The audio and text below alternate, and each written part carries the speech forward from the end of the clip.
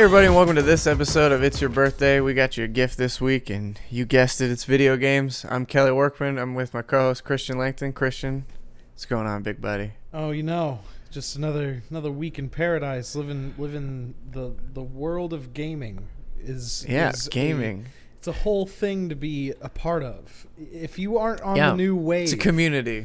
If you're not in the new wave, the new zeitgeist, if you're still out there watching silent films, what are you doing?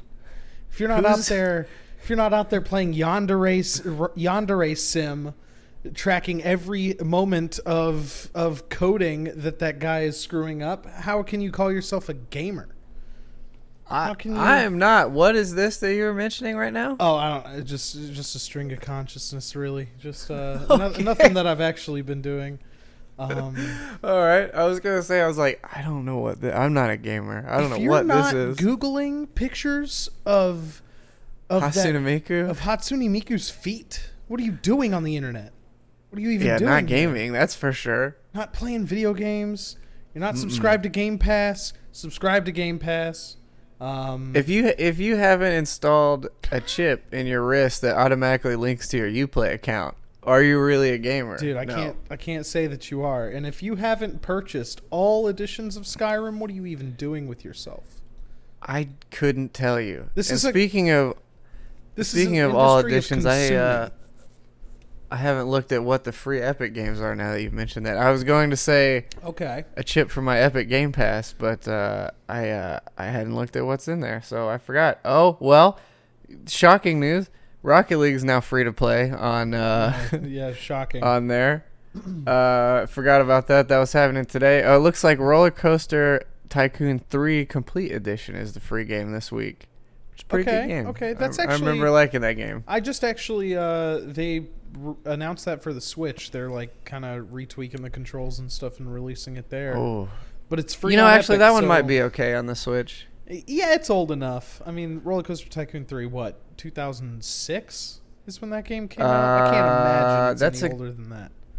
Great question. I don't know if it'll tell us because the Epic Store is, it has its flaws. No, this release date was September 24th, 2020, so that would be today. So not accurate. No. Roller Coaster Tycoon, not Planet Coaster. Also, they're releasing Planet Coaster on the Switch eventually, but that game is way more has way more shit going on. I think as far as it's way more graphically intense, and it has a lot more of the control scheme stuff too. Like you can really manipulate, you can build. I mean, not only just roller coasters, but you can really make insane food stands and everything. Like you can combine basically every item in that game to make whatever you want, really in-depth stuff. Planet Coaster is super detailed. Yeah, so I don't know. I've tried to get into it. The one that I just keep coming back to is the original Roller Coaster Tycoon 2. There's this cool project called OpenRTC 2, and they're basically rebuilding the engine to be more stable and supportive of more modern computers, and it's really nice. Sure. Add-ons, all sorts of cool shit that you can do in it. That's cool. Yeah, I mean I played them a lot when I was a kid, but it's hard for me to remember a lot of it. I mostly played Age of Empires when I was a child, though. For some reason I played a lot of that. I think maybe because I just had it. I don't know.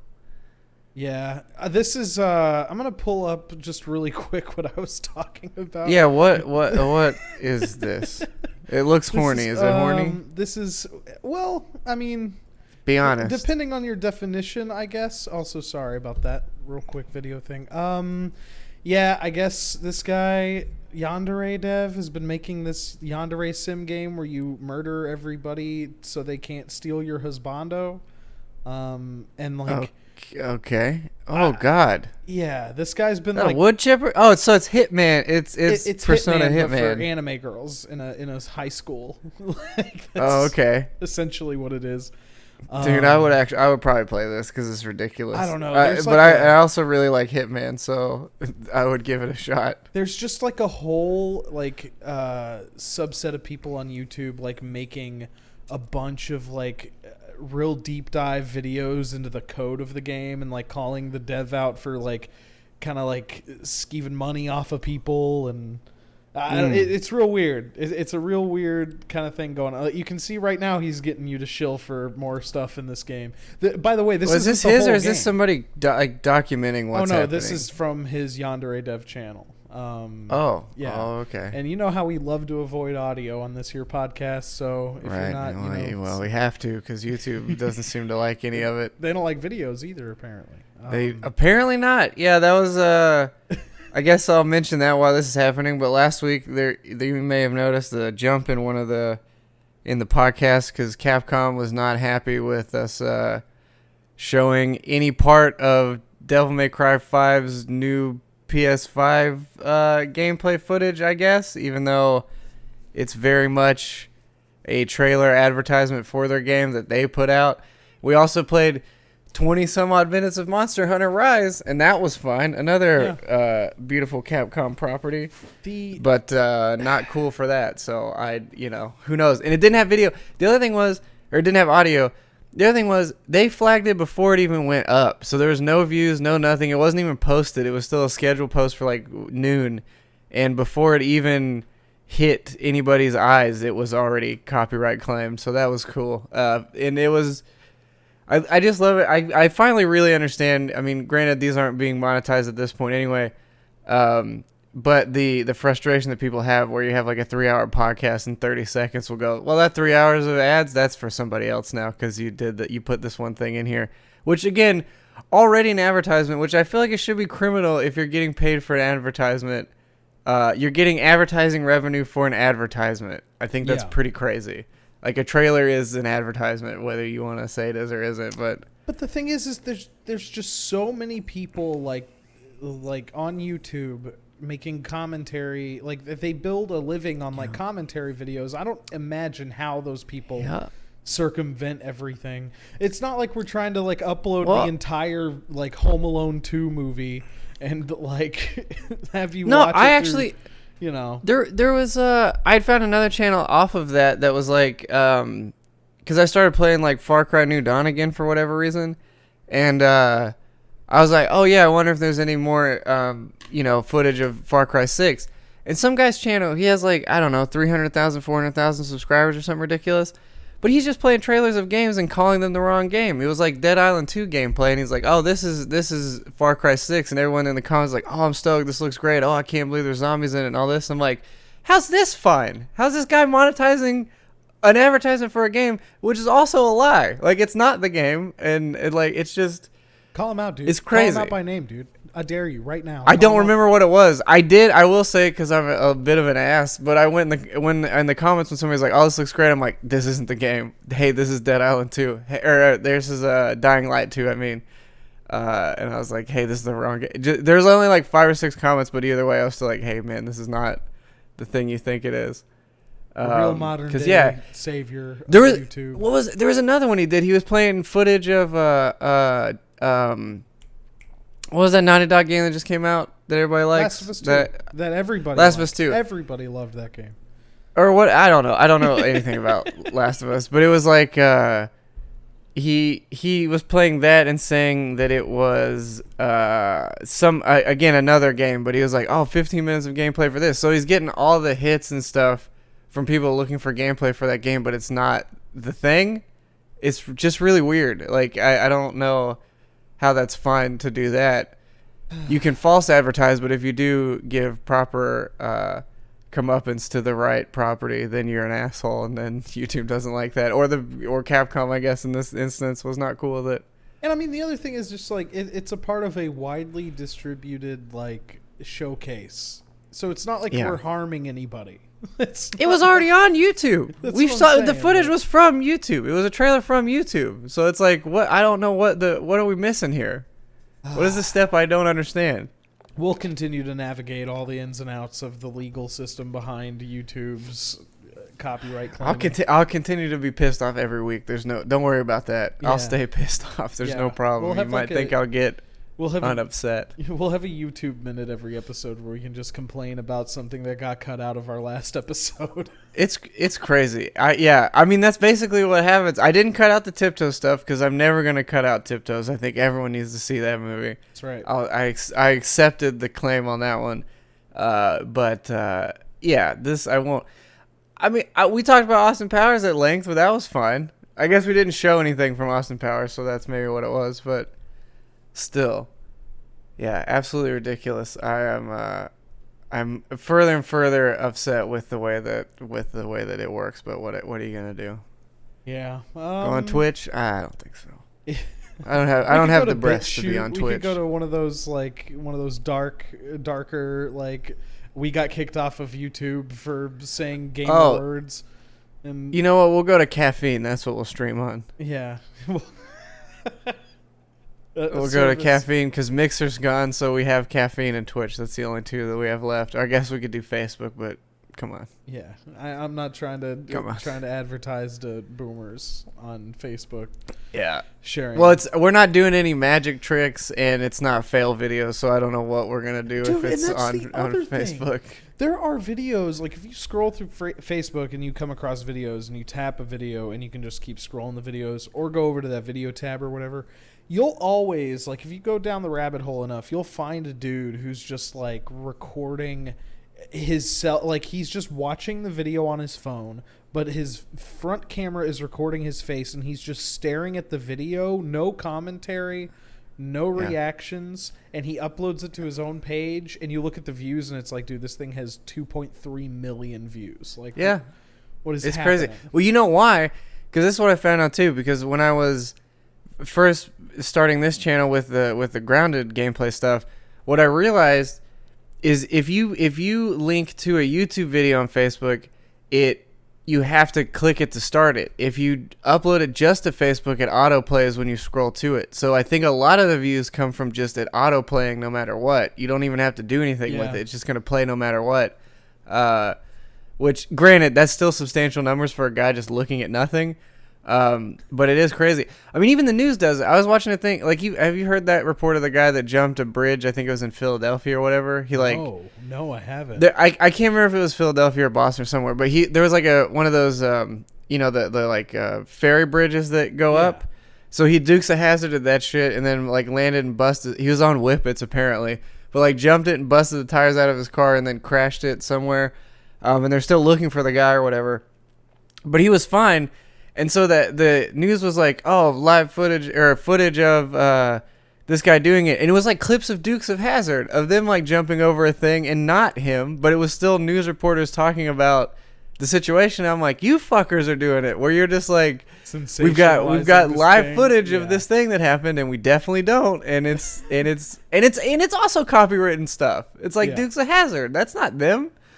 But it's just like now that the news is clickbaiting, you can't trust anybody. Like we're totally over. Not that the news has ever been super great, but you can trust us. We will never. Yeah, you can trust us. We'll never clickbait you until we get sponsored. By the way, purchase Game Pass. It's going to $10, and it's a great value in gaming. Yeah. I guess we can just say that before we get into the other stuff. But the one of the bigger things I guess coming up is because I got an email, but Xbox Game Pass for PC is going to its full price of $10 now, starting September 17th. I think if you're already subscribed, though, it'll be your next one because mine said it won't ding till like October or whatever. So you keep it for this month, and then next month they're going to hit you with it. Still a great value at that price. Wish obviously it would stay at the $4.99, but $10.99 is very good for what it is. Yeah, and I don't think they're changing the ultimate price. Ultimate is $15, and you get it on both. No, that sounds right. Yeah, the PC and the Xbox, you get it both places, and then I think they may end up retiring like Xbox Gold, or I think they already announced that that's like a plan of theirs. Yeah, I think that's what they're doing for this console cycle is they're getting rid of that and just going to Game Pass. Yeah, which makes sense because why the fuck are we paying to use the internet we're already paying for? It doesn't make any sense. You know what's amazing is that like Nintendo, they always do their thing. They're like, okay, we're going to make our online free on our first couple consoles, but the Switch, you got to pay for that. But then I guess like all these other companies are kind of like backing away from that, maybe except for Sony. But well, that's the big issue is what is Sony going to do here? What is their play? I said it last week, especially before the most recent Microsoft announcement, but like this is Microsoft's year. There's no way. I don't think there's anything Sony can do. Like, I really don't. Like, they're, especially once their pre-orders went up, and then Microsoft did their big buyout of Zenimax. I don't know what they're gonna do. Like, it's really just like a huge crushing blow already. Their price points on Microsoft are better. I think we should probably just get into news first, and then we can kind of talk games later. Because that's fine. Yeah, why don't we just get into those? Because we're already here. But yeah. So with this, Microsoft bought ZeniMax Studios, which a lot of people are obviously like, oh well, they bought Bethesda. But you may not be aware, but you're also saying they also, that means they got id now. They also have Arcane now. They also have which is Deathloop, which was one of the big PlayStation ones that they were putting out. Obviously, I imagine that deal's already done, so it's still going to come, to PlayStation, whatever. But yeah, that means going forward, like the Ghostwire Doom Tokyo is probably people. I forget what their name is, but I think it's a big deal. Like, I woke up to this news. That's a huge I was like, deal. what in the fuck is going on? Also, let's just talk about the price. I don't think they mentioned, this is like the press release on Microsoft's site, but $7.5 billion for that deal, dude. Yeah, fucking insane. I mean, but that's what I say is, like, they own so many studios that, like, I mean, because Bethesda was really shaping itself up, or at least ZeniMax as well was shaping itself up to be another, another big player in the scene, and now they're just swallowed. Dude, now, granted, probably by the best company to do something like this, because Microsoft so far, their track record with buying companies has been really good. But yeah, you look at Elder Scrolls, Fallout, Doom, Rage, Elder Scrolls Online, Prey, Wolfenstein, Dishonored, Wolfenstein, Evil Within, Quake. Now, granted, like Quake, Evil Within, whatever, but it's still, I mean, it's a big purchase. I mean, those are games that sell all the time. So, yeah, I also love this line about the cash deal or whatever. It's just like, under the terms of the agreement, Microsoft will acquire ZeniMax Media for $7.5 billion in cash. I love the idea of them just rolling up a big ass fucking truck. And then just like up to Todd Howard's house, and just I love that too, because it's all going straight to Todd Howard for whatever reason. Him just backing it in. He's wearing a leather jacket and his fucking heart underwear and no shirt, and just backing it in. Come on, back it up. Come on. And Come it's on. just Garage a big is open, hole boys. in his backyard. You guys want some water or anything? Or? Yeah, I just love that terminology, like cash. It is crazy to say that. I mean, I wonder, how does a deal like that? Yeah. How do you even? Is there some bank teller too that's like, oh fuck, are you serious? And has to run every single 100 through that machine for 3 weeks straight. It's like, oh Jesus Christ, here we go again. Cold hard cash. Also, that's crazy. Or because they're bitter about it, they just send them a block of ice with bills in it, so they have to melt it to get their money out. That'd be incredible. Like, oh, you want a cold hard cash? Here you fucking go, you pricks. Like, you're ours now. Who do you think at ZeniMax demanded the cash? Was it Todd Howard? Was it him? No. I mean, I don't think. Obviously ZeniMax is above whoever he is, but I do love the idea of everyone just pinpointing Todd and being like, it's him. It's going to him, and this is his deal. With this news, by the way, they grow from 15 to 23 creative studio teams, and we'll be adding Bethesda's iconic franchises to Game Pass, obviously. I don't think there was any debate there. Well, you already saw that because 76 was a recent one. 4 was already on there. I think Wolfenstein was one of the first ones too. They also announced today that Doom Eternal is going to be on Game Pass. Fuck, I should have waited. Like later this year. But yeah, go ahead. Later this year. Dude, okay. I still love that fucking game. Well, same, but if it was gonna be on Game Pass anyway, I should have waited. That's the other thing, though. It's crazy because Microsoft, like all these studios, or at least the two major ones, and they kind of talk about this in like their statements they made on Bethesda's site. Like I think Pete Hines and Todd Howard like both had their own blog posts about it, but Microsoft has been like a huge partner to them, all the way back to like Morrowind, like helping them like bring that franchise to consoles and to more homes, and like that was a huge one. I forgot about Morrowind being on the Xbox. Yeah, that's right. And Oblivion was like one of the first big. It may have been a launch title. If it wasn't launch, it was very soon after on the 360. So yeah, they've been around. They've helped them like pretty well. And then you also got to think like Bill Gates, like back when they were announcing like a Windows 99 or whatever it was, or 98. They were like on stage and he was just like in front of a green screen like shooting demons in Doom, and he was like boasting about like Doom being on like Windows platforms. Right. That's so also crazy. True. It's crazy that everything's kind of come full circle. And then Bill Gates shot a demon, did a front flip over a folding chair or whatever it is that he does, whatever his trick is, where he jumps over chairs. I'll find that footage. No, it's okay. That's one we'll get copyright claimed on that one for sure. I don't know if we would. It's like training footage from like some conference or something. But yeah, what do you think this? Well, like, what do you think? I think from really. What do you say again? What do you think? Like all of this really like spurred from? Like, do you think it was just like? I think it's really just together? Like. I mean, it's probably that. I think also just Phil Spencer just knows what he's doing. Like, I think as the head of Xbox, like he really, like, he's been doing a great job. I think, honestly, like, I mean, it seemed like, last year obviously they took a few blows, or last console cycle they took a few blows, and I think they realistically like, all right, well, we learned from our mistakes that time, and we're not doing that again. And then in addition to that is like, yeah, I mean, like I said, I mean.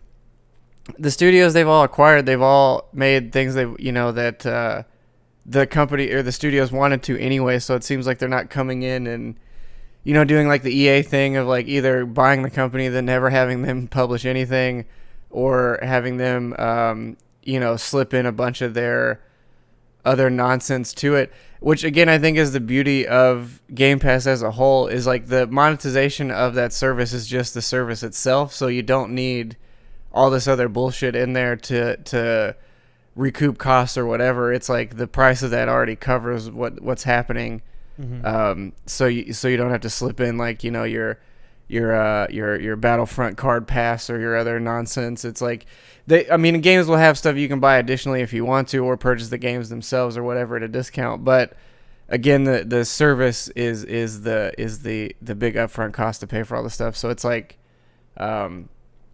I think it really is genius overall. I mean, especially you look again like with all the streaming services we have for movies and other content and TV shows, and it just makes sense that this would go that direction. In addition to like, I mean, you look at games too, and it's like I like having a library of games, but a lot of games at a point, once you finish them, are you really going to play them again? Like a lot of them, it's really like the majority of games I go back to play, I think I dip in for like an hour or two, and then I'm like, all right, well, I'm probably never going to finish this again. I already have at some point, whatever. Mm-hmm. So it's like, it's not to say that there's not, but there's ones that I would do that, and those are ones I would actually, absolutely buy, or ones that are like as a service or whatever that are going to continue on. I'll definitely get those too. But yeah, the ones that are quicker, better experiences that you would probably look over otherwise because it's like, I don't really want to spend this money right now. I think Game Pass is also super good for that market too, like a lot of indie titles and other stuff that's like quick experiences. Like even if like you look at Doom 2 and it's like, if you're not into the multiplayer, it's really kind of a hard ask to go, do you want to spend $60 just to play the campaign? Even though it is a good campaign, it's like that's still kind of a big ask for a campaign that's like maybe 10-ish hours, and that's not bad, but this is definitely a more appealing situation where you go, well, yeah, I'll just play through it on here and save the money. And again, if they're coming out with all their big stuff day and date, especially now, that's really the big question is like what happens going forward with like Starfield. Is that coming out on Game Pass day and date for just having the Xbox? Out and said that pretty much everything. Oh, did they? Yeah. I think the bigger question, other than that, is like what happens to the other consoles? Because Elder Scrolls, it didn't sell the greatest on Sony platforms, but it sold there. Same with Fallout. So and Pete Hines, not Pete Hines, but Phil Spencer came out and was just like, yeah, it'd be a case-by-case basis where we release these on other platforms. So I can't imagine those big franchises, they wouldn't. I almost would bet that comes down to what Sony wants. Because I would think, with the way Microsoft has been acting a lot lately, it's more of like, how can we connect things together? And I would almost think that, I mean, they're not going to be opposed to making more money that they weren't going to make otherwise. You know what I mean? Like, if they sell on Sony, they're still getting a cut of it. So I could see why they would, absolutely why they would want to do it. But I do almost feel, because of the way Sony likes to treat things, almost like the Epic Store, where it's like, we want this on our console for an exclusive period, then it can go elsewhere, which is the thing I think that annoys everyone who doesn't own a PlayStation, because it's like, why do you do this? Like, no other game does this bullshit. Why do you do it? Or when you look at, like the way Destiny 2 did, where it's like, we get specific missions just for PlayStation. It's like, fucking why, dog? Like, that's super annoying. Like, no one... Who in their right mind is going to love Destiny enough to buy an entire console and copy of the game to play one specific mission? Like, is that really... Like, I get it, if you owned both, you would go, oh, I'll buy it on here instead because of that. But if you have it on other platforms, the incentive... Like, I can't imagine anyone who's going to go, okay, well, I'll spend another $600 to play one specific mission. Like, even if you're, like, infatuated with Destiny... Like, it doesn't make any sense. So I can't imagine that the selling point is really there. It's almost just a fuck you move. Like, and I don't get it. I think I think having console exclusive, like first party, like these are our titles on this console, is like an acceptable approach to like getting people to buying your hardware, of course. But yeah, the scummy tactics of just like, yeah, for some reason this is like 6-month exclusive on this platform before we can give it to anybody else, and I'm sure they pay big bucks for that. And I always like side on like the developer or publisher, and some, well, probably not the publisher, but at least like I would say at least in the case of like smaller indie games where it's like this is an exclusive, like. Yeah, the people running those studios like probably like hurting for money with all the like upfront like costs that they've had taken on before the game releases. That I understand, but yeah, just like well, we've said that stuff before too. Yeah, I mean that's scummy backdoor deals at like Activision to do that shit is just like that. That is what I don't like. Because it's not in service of anyone really. Like, is it? Because like I said again, they're. It's very anti-consumer. Very anti-consumer. Yeah, and I can't imagine that it actually benefits the studio. Like, I can't imagine by selling less... Like, again, it's like, it's not that... Unless unless Sony themselves has given them just an exorbitant amount of money to offset the cost of, like, sales on another platform... Like, it's not like they're getting any of the money from the console sales, I wouldn't think. So it's like the actual system sales... So what is their incentive to like to miss out on these other avenues of income for this? And unless that amount is just so substantial that it makes sense to do that. Because it seems so silly for. Well, and again, you like we look at these consoles too, and it's like the same thing. It's like, one, they're still not better than computers. Like, just they're not. I mean, they're not. They're good, but they're not better than these. And in addition, it's like all Sony and Microsoft are really trying to do with the box is make it as close to the same box as the other person's making, or slightly better in one area or another, but you're effectively just coloring it different and putting another controller with it, and it's like, again, you're just selling the same box twice in two different, it's a different computer case effectively, and then it's this, and then you have the whole platform that you're stuck with. But that's why I think that like if Sony buckles, if like this generation, if Sony buckles and they're like, maybe like the hardware business isn't like where we need to be, and they like shift into like releasing more games on PC and they find that more profitable, maybe at some point like they will just have like games because Microsoft's already positioned that like, hey, all of our first party stuff coming to PC. Then you honestly, they just need to bite the bullet and do the same fucking thing. Like make PlayStation Now a better service and do the same thing. It's improved, but yes, I agree. Yeah. I mean, there's no reason for them not to.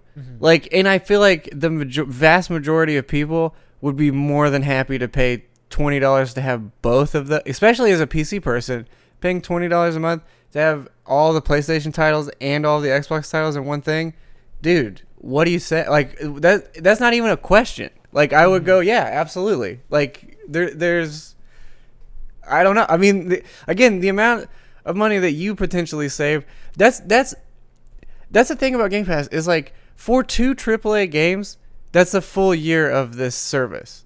Like that's crazy. Like, and so again, for another console to do that, like you're looking at like for the cost of 4 full price titles a year, you now have every exclusive that would come to both. That's, I mean, Jesus Christ. Like it's just in the backlog of other stuff that you know now potentially don't have to buy or whatever, but it's just it's you know, that's at the point where I'm fine not having everything on Steam. Like if again you look at Epic as trying to be a competitor, they're not even really, honestly at this point Game Pass is the competitor. Like again, their releases are not as substantial or not as crazy, but by virtue of you already being in on that service, I mean, again, there's been several games that I have bought and then go, oh shit, it's on Game Pass. Well, I'll just return it because why would I do it? It's right here. There's some talk out there that Microsoft, because they're like working more closely with like Valve and like releasing their properties on Steam, like finally, that they're probably going to introduce subscriptions within Steam for those services. So great, if it that on. happens, like you know, then you have like one married environment where you have all those games. They have put a lot of time and effort into that Xbox app, so I can't imagine stuff like that's coming like very soon. No, but I mean, if it's in the pipeline at all, that's great. Ain't it just as much as people on Steam don't want a secondary launcher, I think the value proposition again of Game Pass is still so substantial that I don't think they'll care. Yeah. And it's not. And they're not coming at it the same way as Epic, where it's like, fuck this, I want my own thing. Microsoft's like, again, they're trying to work with everybody in some capacity, it seems like, instead of segregating in the way that Sony and Epic wants to do. And realistically, it seems like Sony and Epic work together more than anybody else, like on these kind of things, which is also kind of weird. And then a little bit of Epic with Nintendo, but I think it's still the Sony and Epic thing. But yeah, I don't know. It's getting interesting, and then you have Stadia, but you know who cares? So. Yeah. Well, and then you always think about like what Nintendo's got going on, but they recently said they should do the same shit. They said their next console's coming out in 20XX, so you can expect that at least in the next like, you know, up to 2099. Cool. So in the next almost 80 years, we might have another Switch. That's awesome. Yeah, perfect. That's really great. Perfect. Who'd have guessed we'd get another Switch model? Crazy. Who's to say that like maybe if they do evolve on the Switch brand and like Nintendo does put a lot more time into like R&D on like online, that they can evolve the Switch into like the Switch Online stuff with the NES, SNES. Like maybe they do position themselves where they evolve that better. But who knows? I mean, it's the same thing. They could do the same idea. Like I mean, again, I don't know. I think because of how well. I think I think Animal Crossing was sort of the nail in the coffin for that not happening because of how many systems it sold, and because how well that game itself sold. I doubt they're going to do a service like this because they know what they have is going to sell regardless. And I haven't seen the numbers like, for Mario, but I imagine they're pretty high as well. I'm talking more like the backlog Nintendo stuff because like everybody's been clamoring for like more like I guess virtual console stuff on there. So who knows like if they expand that service, make it a little better, maybe they do bring third parties into it, and then like maybe they'll have like a program where it's like you're subscribed to this, you get like discounts on like first party titles. They Well, used to I do would. that I a mean, lot more back in the day. So who knows? I would. I would. I wonder. Now, I doubt this is the case, but I would wonder if that limited exclusivity of Mario 3D All Stars is a potentially set up for them doing something like that when that goes off sale completely. Now, I doubt it. I highly doubt it. But I would be curious if that was like something that they had in mind, is like, okay, well, you got the physical stuff, but now here is our digital service to where you can do all this, in this thing. Again, I really doubt it, but that would be interesting if they sort of had a, because that was the other thing. Because the other side of that is, now that they have shown evidence that a 64 and a GameCube and a Wii game sold at potentially full price, more or less, with this package. That, to me, is more of like, it, depending upon how well it sells. But again, to me, that is more of them going, you're never going to get these without paying for them again. Like, without a service of some kind. Because they're showing that they can sell them again at a close to full price. I mean, again, like I said, $20 each is not bad.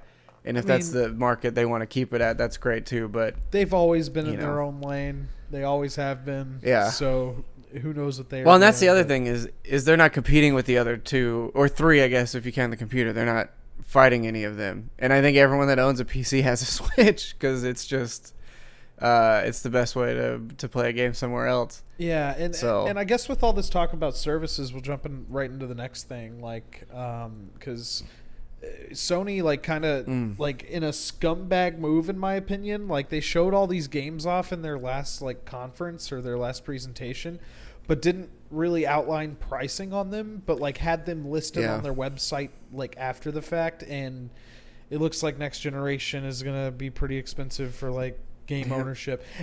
And I was thinking that when we were talking about the services, I really do like owning games. I think the services are nice, but typically if I like a game that's on one of those services that I'm paying for and it falls off and I like it enough, I'll probably end up going to buy it because I like having them. And for preservation and just for the fact that just like games are cool to own, man. It's just my opinion, I guess. But well, it's I know, I'm totally with you. I think the idea, I mean, because I bought 3 games today alone, but like I think the idea is almost that you have an unlimited demo, and then you go, oh well, you know what, I will do it. Or it's that thing of like, I like this enough, I'm going to buy it just to support them further, because I just played the whole game for free. And I would probably go back at some point or whatever, or buy cosmetic, whatever they're offering, But that's again, furthermore to me thinking that this Microsoft's year. You see this, and you go, it's only $10, but it is still $10 more. Whereas you could just spend that 10 and have that whole pass for whatever. So now, even to the point, it's like not even 2 full games you're buying anymore. It's like effectively 1 and a half or whatever full titles now, and you have this service for a whole year. So it's like the Sony side of this thing is looking more and more not great as it continues. It's I don't know. Shame. I don't. The thing is though is that like PlayStation does, and I think they still do have an edge on like. I think they've had an edge on first-party, like, exclusive titles for a while. Oh, I don't think absolutely. the studios that Microsoft has acquired recently have had enough time to, like, show, like, what they're working on. So it's cool that they've announced, like, they've done all these acquisition deals, but, like, I don't think we'll see the fruits of that at least for another year or two. I will agree. I will say, though, having Bethesda is a big one. Like, having those specifics, because the difference there being is like they've already been working on the thing they're doing, and now it's just going to be on their service, which is pretty substantial, I think. I mean, again, who knows?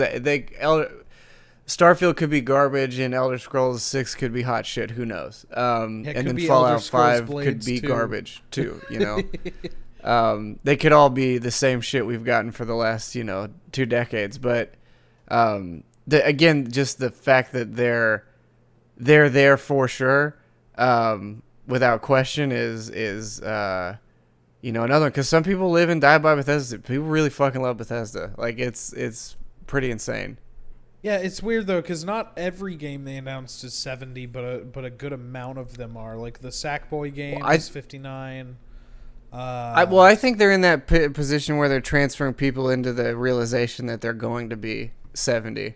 I think this is more them starting out and going, okay, here's a few that you remember. Here's a few next gen style games, and then eventually they're all gonna be that, because that's been the thought process anyway. Going in is like they're about to get more expensive, but I mean, like we said before too, the development cost of games has risen and the cost of games have not. If anything, in a lot of cases they've gotten cheaper, or I just in think a lot of cases free or whatever else. People have been used to 60 for so long that it does make the services more appealing. But then on the other side of that coin is that I like owning the games, and I agree with both of these points. So it's like, if the games don't stay on the services forever, then you do have the avenue to own them, sure. But it's just like the stuff with digital licensing and like game ownership, I find that very important. Like it always sucks when you have a game purchased and it's ripped off of marketplaces that don't exist anymore. Like, it's very frustrating when that stuff happens. So, I don't know. I'm just thinking of like, I know it's not like substantially different, but really think of buying 2 games for $140. Yeah. Is that not crazy? Doesn't that not sound like an insane amount of money? Well, it's also like, I know it's not. It's $20 more than if you bought them 2 last gen, but still, like, there's something about with tax, you're looking at like, that's like $160 basically for 2 video games. The value That's pretty proposition crazy. of like a PC, I don't think has ever been more.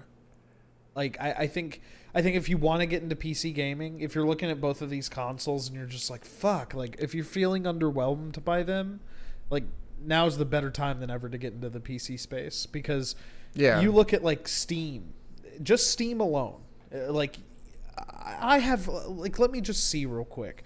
I have how many I own games? 1,400 titles on there at least. I have. I know that there's ways you can pull up the like value of your Steam account. That's not what I'm trying to do. What I'm saying is just like I have 527 games. I don't think I've paid full price for more than 10%, or for any less than like 10% of those games. Like 90% of those games I got on like a deep sale in some bundle somewhere. Yeah. Like, if you're into like having games, owning games, like PC is just the place to be, I think, right now. I have, what is it? I have 1,395 games and then 624 DLCs. And I would say the same thing. I don't think I paid full price for maybe, like you said, I think maybe 10% of these, if that. And those are only because they were ones I knew I wanted and was going to get the day that they showed up. Like, just because I knew ahead of time. But other than that, I just wait. Like, you always, on PC, that's the best thing, is you just wait. Chances are, if that game had a community at all ever, it'll still have one later. Like, it's weird how that works, but somehow they'll just continue to have a community somewhere doing the game somewhere at some point. Yeah. So, I mean, even the original Battlefront 2 people still play that fucking game. CSGO still plays all the time. Or not CSGO, but CS Source and all that. And I mean, so also, like, arguably the biggest game in the world right now is like $5 on Steam. So, it's like... Yeah, it is. It's we'll crazy. Jump into that too real quick. Go ahead. Yeah, go ahead. We can just transition to that. Among Us 2, they so it's weird. On the game itself, when you launched it, it's like, we're working on Among Us 2. It's going to be great. Like, keep following us for more info. And then, like, a week after I saw that messaging is when this stuff came out, is that they're basically canceling the sequel to just move everything that they've been working on into this one. And you got to remember, like, this game didn't just come out. Like, you know that. But, it's been out for a couple years now. So yeah, another beauty of the PC, you could have had this game for 2 years. Mm-hmm. Like you could have had this game for quite a while, and then you know, seen its popularity and now go, hell yeah, I can finally play this game for real. But yeah, it's I mean, it makes the most sense. Like it's a weird ask, even though it was only $5 to go, all right, we made another one and then split their player base or whatever. Yeah, it does make the most sense to just go, well, we've already got a good foundation here, let's just keep doing that. Yeah, just 36 days ago is when that messaging was out there about the sequel. Yeah, because it only blew up like 2.5 weeks ago, so it was like it was like what, or not even. We looked at it last week, but yeah, it was within like a weekend it exploded. So it was yeah, like I say, it just makes the most sense for them to do that, because they don't split their player base. They made more money with this than I feel like they just ever imagined they would. So there's no reason for them to like have to sell it, as long as they keep the community happy. And all they have to really do is add cosmetic shit, because everybody wants to make their alien look ridiculous. And they'll make their money there. Everybody wants a little dude following them around. Yeah, I bought a dog for myself. I bought the little dude, so I have a little dude running with me, and I have a little dude sitting on my head. So it's just like I'm a little party all to myself. It's a cool time. Yeah, it looks like July 3rd was when it started blowing up with like 600 positive reviews, and then August 28th is when it started getting in the thousands. Well, I guess August 14th, 7th was over 1,000, then 3,000, 4,000, and then on September 18th it had 41,000. So yeah, I mean, I assume they announced it when they're seeing people, you know, it coming together, and then now they're like, oh shit, it really came together. So what, you know, there's no point for us to do that. Yeah, it's already easy to understand, you know. Yeah, let me just pull this up too. This is like the Google trending for Among Us. That's fucking crazy. That's just fucking insane. Like, yeah, only a couple people. Then interest is just like through the fucking roof. Yeah. And then it blanketed in the United States. Among Us, Discord, cross-platform. And that's the other thing. It's just like they came out and said straight up that like porting to consoles is going to be a huge ask for them. I think primarily because they're a small studio, but it's also just like, yeah, I mean, a game that price that just had a potential, was like blossoming from some like just niche audience, and now it's the biggest thing in the world. And if you have a PC, it's nothing to just drop $5 on that to kind of be a part of it, you know? Oh, no, I didn't even think about it. As soon as it was there. I mean, even that, too, is like, it's even free on phone. So if you really want to know what it is, you don't even have to, like, there's no stretch. You just go, yeah, okay, I'll just download it and see. And then if not, I'll spend the $5. I mean, that was the thing, too. I was like, I spent $5, and then that same evening I was like, well, I'll buy some cosmetic shit because this was super fun, and $5 was nothing. I felt like I stole it for how much enjoyment I'd had with it. So yeah, I don't know. So this is like on a flip of the same coin, I guess, of talking about this is just like when games fail on PC, they fail pretty hard. I don't think Hyperscape is going to make it. I don't think so either. I have a feeling. I played it in beta. This is the Ubisoft Battle Royale, by the way. I played it that beta weekend. It released, and servers were pretty populated. Like, you could get into a game with like at least the player cap. Now I'm like seeing on Reddit, people are posting like if they're any higher than like rank 4 or 5, they're like getting into like 15 people like maps. Ooh. It's getting rough, and I got an email from them today that essentially just said like, because you played on like launch week, we like thank you for your support. We're like doubling your XP bonus. Here's a bunch of like premium currency and stuff to spend on the game. And so I think they're like clamoring for people to go play that thing. Yeah. Well, I started seeing advertisements on it for it on YouTube, and I usually, when you see an advertisement for a game that's already been out, that's usually when you know it's not going well. Like League of Legends, for example, I started seeing ads for them quite a bit when they were in their struggle, and I feel like that's generally how it goes. Like if a game's not out yet, it's hype. If it's already out, then it's usually in trouble. Yeah, it's this article came out not too long ago, September 4th, just the beginning of this month. But like they've been having some struggles with like keeping viewership or interest up. Like I think down here it was saying that. Well, it's that thing of like, why don't you just go play Apex? I mean, it's like it's already a well established way. Like more put together and fundamentally more interesting game. 1.8k viewers on Twitch. Like, I know Twitch numbers don't always count toward. Well, no, they do absolutely count toward popularity. Like people like to say they don't, but I think they absolutely do. The game itself was fun, but like hit scan from across the map with snipers that like killed it. And like, I just thought the time to kill was insane. Like everyone was like a little too buff, and it didn't really feel like you were getting a good. Like even when you got the jump on someone, it never really. I don't know. I didn't play very much of it, so I'm not really in a position to speak on it. But I found it to be pretty underwhelming for what was there. I probably played like maybe 10 to 15 matches of it, and I enjoyed what I played for the most part, but I definitely was just like, why would I play this? There's so many of these out that I don't know why I would like waste my time on it. As harsh as it is to say, because I think there is room for other Battle Royale games like Spellbreaker. I didn't talk about it last week, but I do like that game quite a bit. Well, yeah, but the difference there is they're trying something else. This is like, oh, it's another Battle Royale with guns, and we're jumping around buildings and stuff.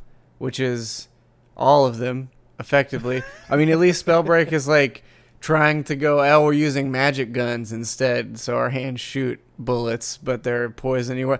But they do a little bit. They do a lot more, I think, to distinguish themselves, because you can kind of fly at any time if you get certain things, and the magic element makes it way more interesting than this. Same with like, there's another game called The Cycle, which is another Battle Royale, but that one's more in similar to like.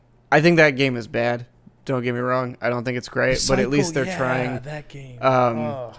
It's sort of like almost like a not Borderlandsy, but it's kind of the idea, at least the aesthetic anyway. But it's sort of like you're going around trying to get gems and this currency out of fighting NPC enemies, but then occasionally you'll fight other people. But the servers in that game and like the actual like latency and everything else has always been pretty bad and like kind of jarring. Well, the thing the hit detection, time to kill, all that stuff in that game doesn't feel like great either. You do have some pretty clear direction, but the game never felt hard. Like the cycle, right? Like Like there are games where you may not even run into anybody because everybody's just doing their PvE objectives. And I somehow you really won, only like, do 2 games in a row just doing PvE stuff.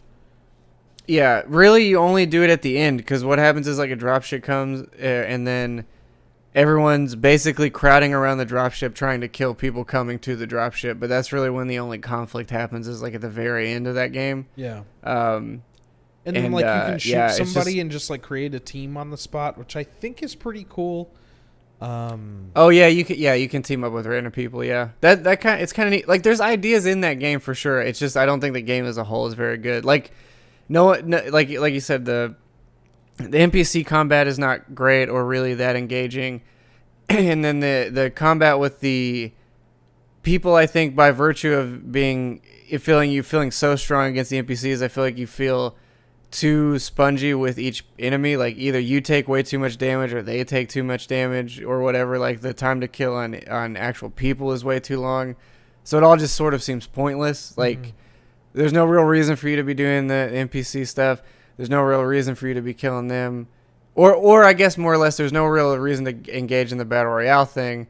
So I don't really know why we're engaging in the NPC thing either, because none of it really makes a difference. You're just top of who can do the most single player quest objectives before the other one, but at that point, play Borderlands. I mean, like if that's what you want to do, because other than that, like I guess there's the idea of, there's no real need for the PvP to be there, I guess is what it is. Like it just doesn't really make any sense to have it there. Like that moment to moment action when you come across another player is not exciting enough to make it matter.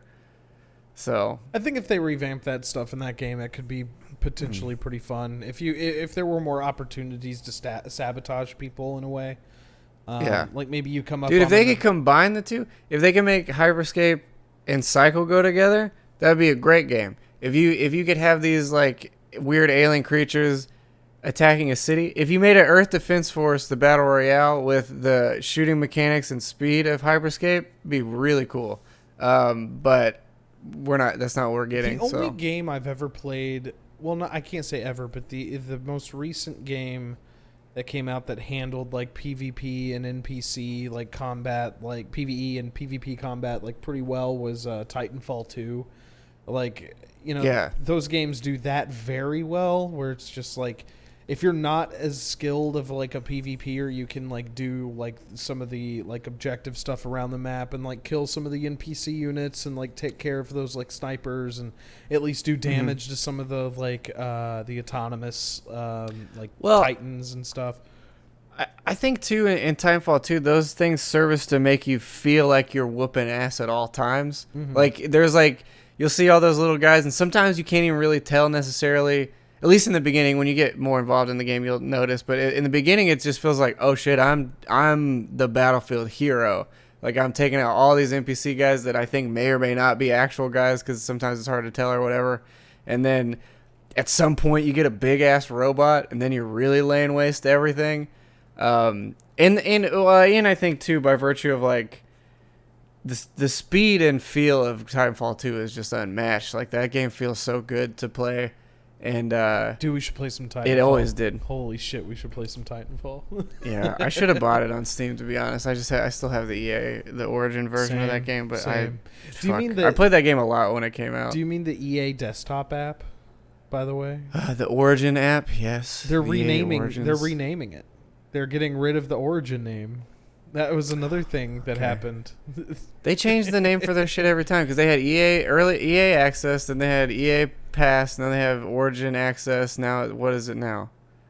They're just going to call it the EA launcher, like EA desktop app. Okay. Yeah, here it is. EA introduces new EA desktop app to replace Origin. Closed testing to begin soon. Get out of here. I don't want to see cool, guys. these ads, well, I'm going to get a new icon on my desktop, I guess. Yeah. And it's still going to be the same bullshit I had to deal with before. Like, why the I don't get it. Like, they made such a push when Origin was like a thing in the early like knots or whatever. The thing is the EA doesn't make enough good games to make this matter, or enough consistent games to make this matter, or anything. I mean, I would say, like, even Activision, it would be hard. They'd be hard pressed to do it. I think by virtue of them going in with Blizzard, that was the best thing they could have done, because there's no need for them to have a separate thing. But everyone was so used to having the Blizzard one anyway. If you played World of Warcraft or then Overwatch or whatever, it's like you always had its separate thing anyway, so it never felt that weird. And I think also that one never really felt like it was trying to sell you a bunch of shit either. It was just like, it was a launcher as its own rather than a storefront, more or less. Like, you had to kind of look to find the store in the Blizzard thing. I think with them just being combined with the Activision deal, just, I don't know, it doesn't seem like that big of a deal.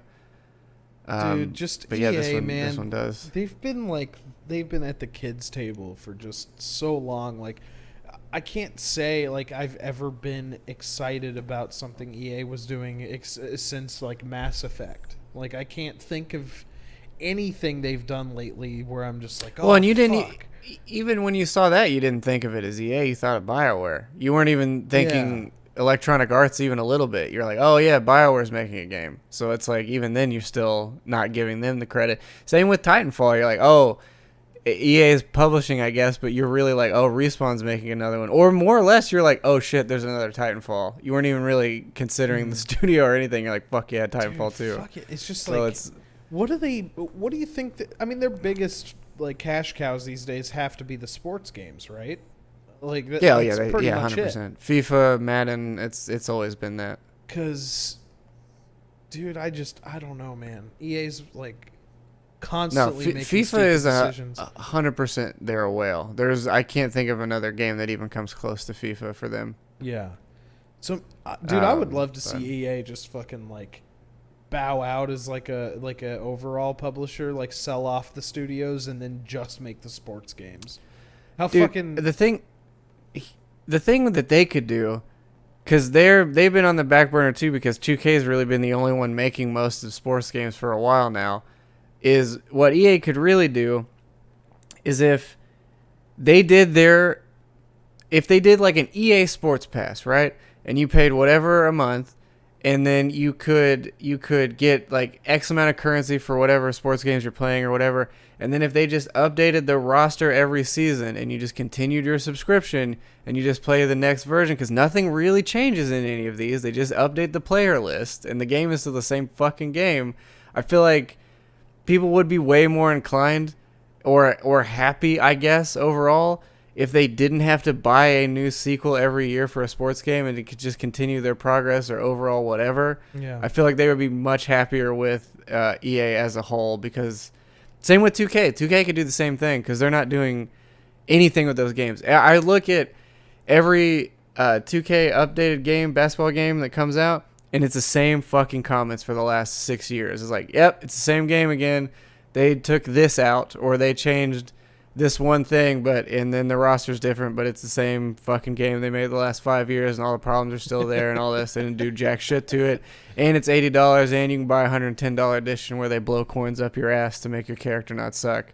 And it's like, fucking just make it I'm sure I would think maybe they would make less, but I would imagine overall they would make more by making it a monthly thing or whatever. But if they like I said, if they did like a $5 thing, and you could or even if they did tiered ones or something where it's like you pay more every month, whatever the fuck, and have access to just their sports catalog, I think they would be in a better position with that stuff maybe. I mean, again, I don't know their financials, but it seems like their hate would go down a bit, I think, maybe if they could position themselves to do something a little better for people instead of just making them pay another $70 to have a different new dude's name show up.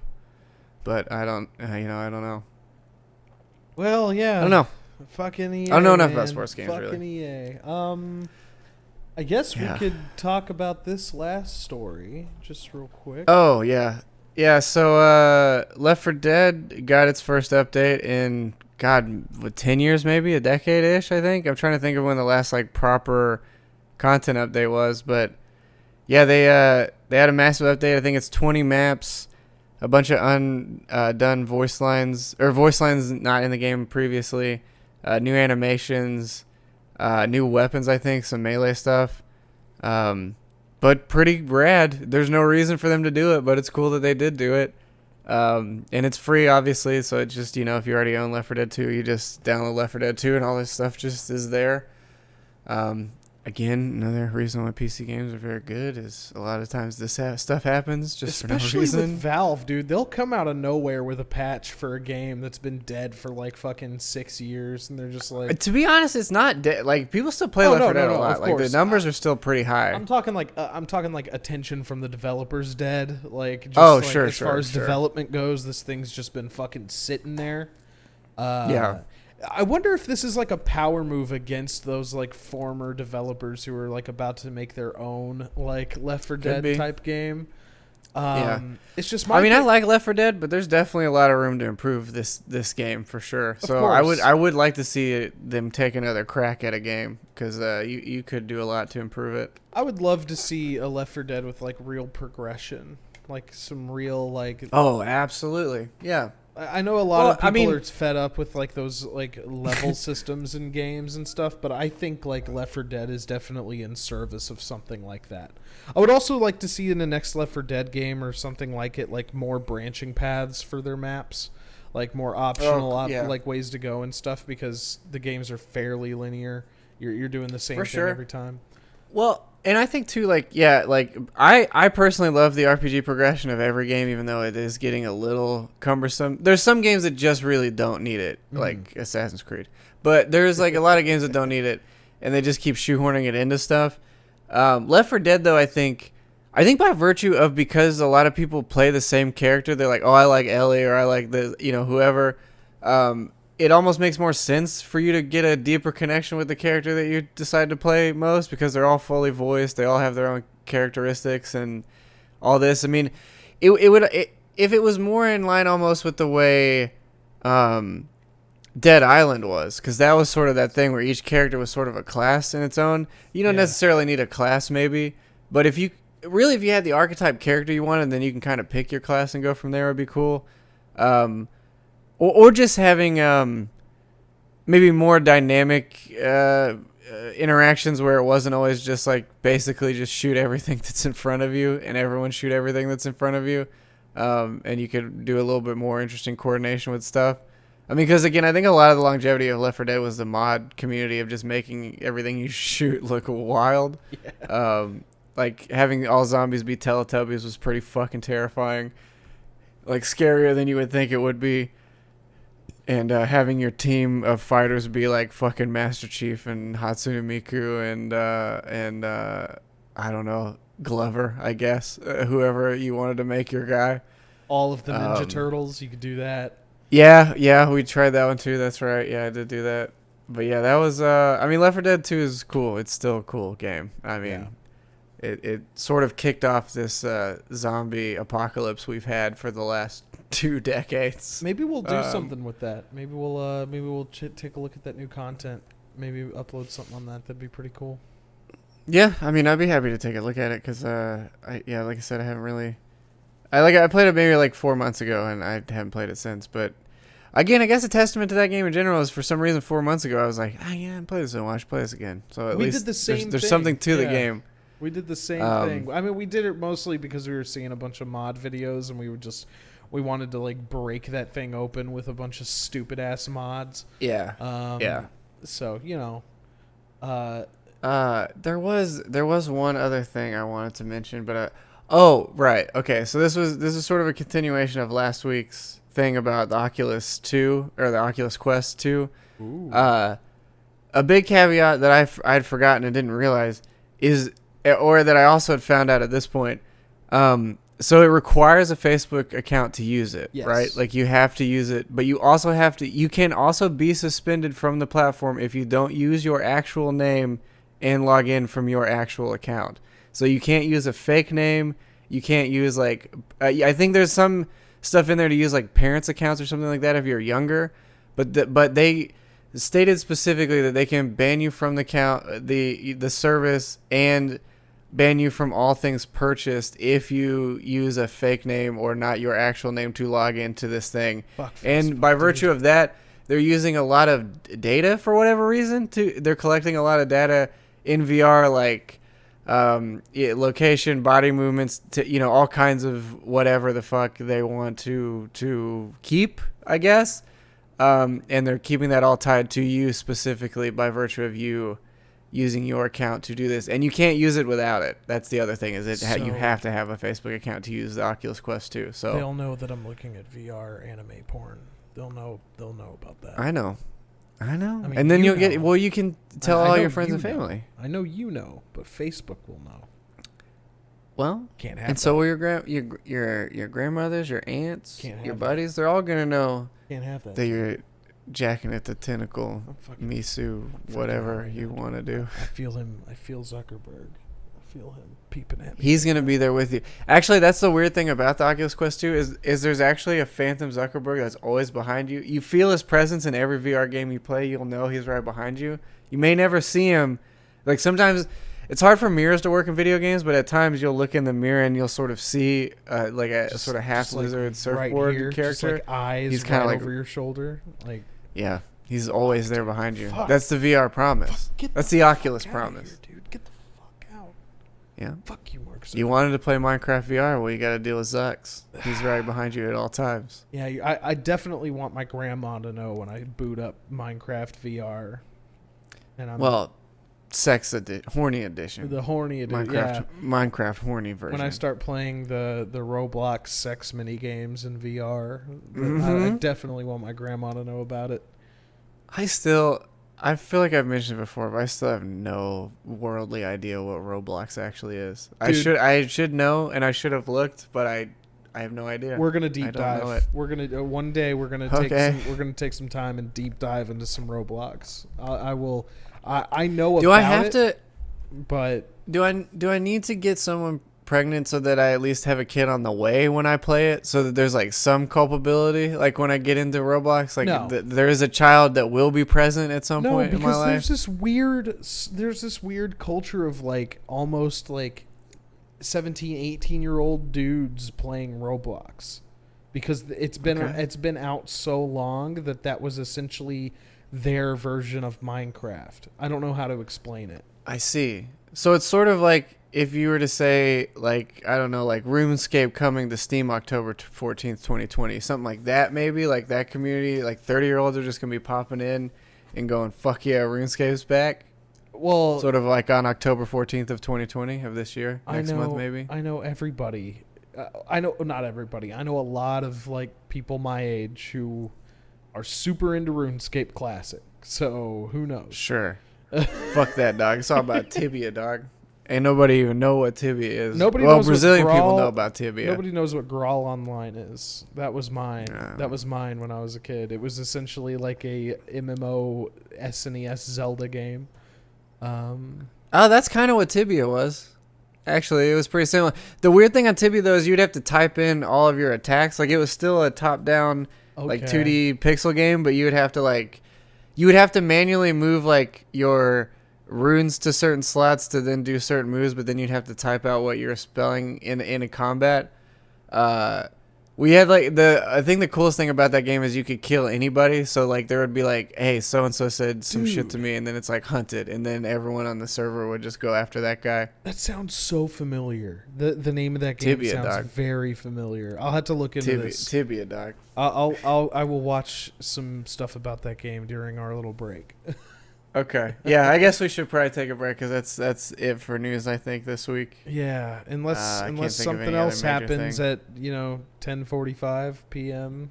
Well, what's gonna happen is as soon as we're done filming this, we're gonna get 12 updates on things that just got announced and news that came out that we missed, and we'll have to wait a full week again because that's how it seems to be every fucking week. Yeah. That's video games. That is video games. We'll be right back, y'all. All right, guys, we'll be right there again. Well, hey, welcome back, everybody. Hello. How are y'all? Did y'all have a good piss break? I had a good pisser. Let me tell you something about that piss I just took. Pretty good. Yeah. Pretty good one. Substantial? I would say it easily made my week. Fair enough, yeah. So, I guess without further ado, let's just get into some shit. I know you've been, as always, playing a majority of the stuff on the show. Too many games, yeah. I'll start with Going Under, which is a game I've been pretty excited about for a bit, and it finally came out today, which is super cool. I'll have a review going up for it, I think, probably tomorrow. I wanted to play a good portion of it before I said anything about it, but it's really good. So it's basically... It's a roguelike set in an office building. You're an intern, and you're tasked with going to the basement to kill goblins that have shown up in there. But then there's like What's that? I said amazing. Yeah, and there's like an overarching narrative of some kind of like ancient artifacts that these people have. Like the first boss you fight has this like coffee brewer attached to his back that makes him work super hard, super fast for long periods of time. So it's pretty like I don't want to use the word necessarily millennial, but it is very like in that wheelhouse. Like all the talk between characters is all done in like this text format kind of thing, and then it's basically all about being paid shit wages at a big corporation. The corporation you work for is like Fizzle, I think. They make like I from what I can tell, like sodas of some kind, but they're like either shitty energy drinks or like these kind of like flavored sodas or whatever. Yeah. But yeah, LaCroix, yeah, something in that vein. But yeah, so it's super interesting. So basically, you're going to the dungeon to clear. It's all procedurally generated. You know, it's a roguelike. The art style is super cool, as you can see here. It's pretty weird. Maybe skip a little further ahead so we can see if there's like some actual combat and stuff. Yeah.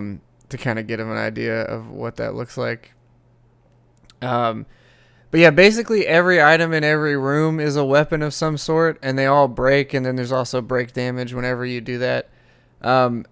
In the demo, which I had played a good like 4 hours of, because it's had a demo for about a year or so, and then it came out this morning. But it's so you have that. You're also picking up. There's like different project managers that you can pick, which is sort of like your, I don't want to say class because that's not really it, but they're sort of like your overarching astral deity, maybe more or less. And it's like I've been using the guy that develops all the flavors for the company, because in the runs you use where he's your boss or he's your upper management or whatever, sodas will appear in the runs, and you can pick them up, and then they do different things. Like one heals you. They all do some kind of AoE explosion. Some's like fire. Some's like it'll turn every enemy into ice, but then you can pick them up and throw them at other enemies and stuff like that. I would skip further because this dude is just fucking running around having a fun time with himself. Okay, here we go. So this is the actual... God damn, he's really taking his sweet time. Yeah, so there's a lock-on system. There's a roll. This game is super difficult, I think. Like, after the first dungeon, you kind of get a better handle on it, and it sort of is progressively giving you... Like, obviously, there's items you'll pick up that'll be like... one of them is like it treats every two-handed weapon as a one-handed weapon, which I found to be really useful because those do a shit ton of damage, and then you can actually swing them pretty fast. There's like a dodge roll. You can throw every item. You can crouch under tables and stuff, and then there's like one buff that'll give you, like, it'll drop bombs whenever you come out from a crawl maneuver. That like coffee pot in the center of the screen, you can pick that up and drink the coffee, and that'll increase your speed. But then you can also just throw the coffee pot at somebody. Well, this guy. But not to criticize him heavily if it's his first time through it. But yeah. So then like you'll find these skills. I think there's 75 skills in total, and they sort of unlock gradually, and then you'll get this currency to buy more of them, so more of them will show up. You can also, once I think you've picked them up twice, they'll level up, and then you can start a run with a specific skill that is consistent through it, which is also kind of neat, and then you'll pick other ones up continually as you go through. I think my only major criticism, and maybe it changes later, is that each section is like 3 stages and then the boss, and then you go up to the top, and then you start a new run in a different section of the building. Whereas it's kind of my big caveat with a lot of these games is I wish that the run just continued instead of stopping and resetting and then going back and doing whatever. There's also there'll be like the guys upstairs will give you job tasks, so you also will level up your mentors by doing quests for them, basically, and then picking them will give you an overarching thing. Like, in addition to dropping sodas, now you also start with like he packs you a lunch every day, so you can on your run throw it against something, and then food will come out which you can heal yourself with or whatever. And then I think there's 5 tiers for each mentor, so you're unlocking better things for them. The owner of the company is one of the mentors, and he gives you like a company credit card, so you can just buy things you don't have the money for. But what that does is gives you a ball and chain that just says debt on it that's tied to you. So until you make that money back, you just have this thing that slows you down. However, you can pick up the ball and throw it at people, but it's still chained to you, but it's still a weapon itself. And then there was like another lady that had a quest to like break 15 laptops on people and do all this other stuff. But yeah, so that's like where the overall progression is leveling up the characters and then unlocking the other skill sets that come in. I think there's also a second tier of difficulty to each of the dungeon. It's from what I can see, because there's like, when you find the artifact in there, there's another empty circle that I believe would be, so here's the first boss here. They're showing you that, but that's that coffee pack thing he has. But I think there's another stage of it after that, it seems like. And then I think more so the replayability comes in going through it with that. There's also one where one of the characters has a dog that she wants you to walk, which basically the quest is like get to the 3rd floor of whatever dungeon with the dog with you, but it's another thing that just slows you. It's like chained to you, but it doesn't want to walk, so it slows you down and all this other stuff. So it's like there's a lot of really creative ideas in there. There's also usually like a mid-level coffee shop thing, which is like your storefront you can buy stuff from. And then the stages are also broken up to different things. Like the this one I think is the IT department. The next one is like what looks like a romance app kind of thing. So everything's like these real horny demons that are down there that you're fighting. Then the 3rd stage that I found was like a Bitcoin mining operation. So you're collecting Bitcoin from stuff so the currency changes and all that. And then there's another class that gives you the opportunity to have apps. And then if you use her, you get 2 apps instead, which I think takes the place of soda. So you can do the soda or that one. But that one will give you other things. Like one of them's like show the entire map. Another one is what are they? Like summon a minion, do some other stuff. So they're like kind of randomized there. But yeah, it's really good. It's like I said, it's pretty difficult. It is really unforgiving with the mechanics. I think it's it could use like a little bit more tightening up, I think maybe in the dodge mechanic and some other stuff there. But overall I think it's $20, and then if you played the demo, they gave you a $5 discount for a loyalty thing for playing the beta demo stuff. That's cool. I like when developers do that. I was actually kind of bummed because when I was looking at it, I was like, oh, they didn't do a discount or anything. But then when you actually go to the store page to add it to your cart, it shows a loyalty discount thing there. So I was like, oh, cool. But yeah, I think it's well worth it for what's there. I'm really enjoying it. I've spent about 6 hours in there, and I've made it through to the second boss. They also open up the stages before you get to the boss too, which is kind of neat. So you can go through there. And there's also like random like meetings at times. So you'll be brought to an office and some story stuff will play out, and then they'll keep they'll kind of most of the time they'll unlock like a new mechanic of some kind or something else, and then or another batch of potential buff things that you can find. But yeah, it's set up really well. I really like it. I'm excited to get through it and finish some more of it. But so far, so good. It's yeah. I've been waiting for it for a while, and it seemed like it was really good on the foundation. But they just kind of added like 10 layers of stuff to unlock, which made that whole experience a lot more rewarding. So I think it's a good game. I'm really enjoying it. Yeah, it's cool. Team 17 published this one. It's also $20 on Steam, so go check that out. Yeah, it's made by Aggro Crab, I think is the studio. I think it's their first game out of the gate, but it's a pretty good first showing for what they've put out. Yeah, Team 17 is an interesting publisher. So Microsoft, if you want another studio to buy, that's the one to go for because they own about fucking 30 other studios, it seems like. Yeah, I think Team 17 and like Devolver kind of go hand in hand. They're both out. Well, Devolver I think is gone. I think they're dissolving or something like that. Is that true? Is that right? There's something happening with it where the two leads, I can't remember his name. But it's like 2 guys, and yeah, I think they've had like a falling out of some sort, and they're splitting up. I want to say. I imagine Devolver will still stay around in some capacity, but I heard something about this. That's yeah. Because I haven't seen any of that. Yeah, it was a few weeks back. I can't remember the exact specifics. I could be talking out of my ass, but from what I remember, there was some hang-ups there. Huh. They just remind me of each other because they're both out there making like these kind of risky games in a way, or like publishing these risky like niche games, but they always seem to like have like, I mean, Fall Guys is a great example of that, where it's just like, I guess you never really know what's going to hit.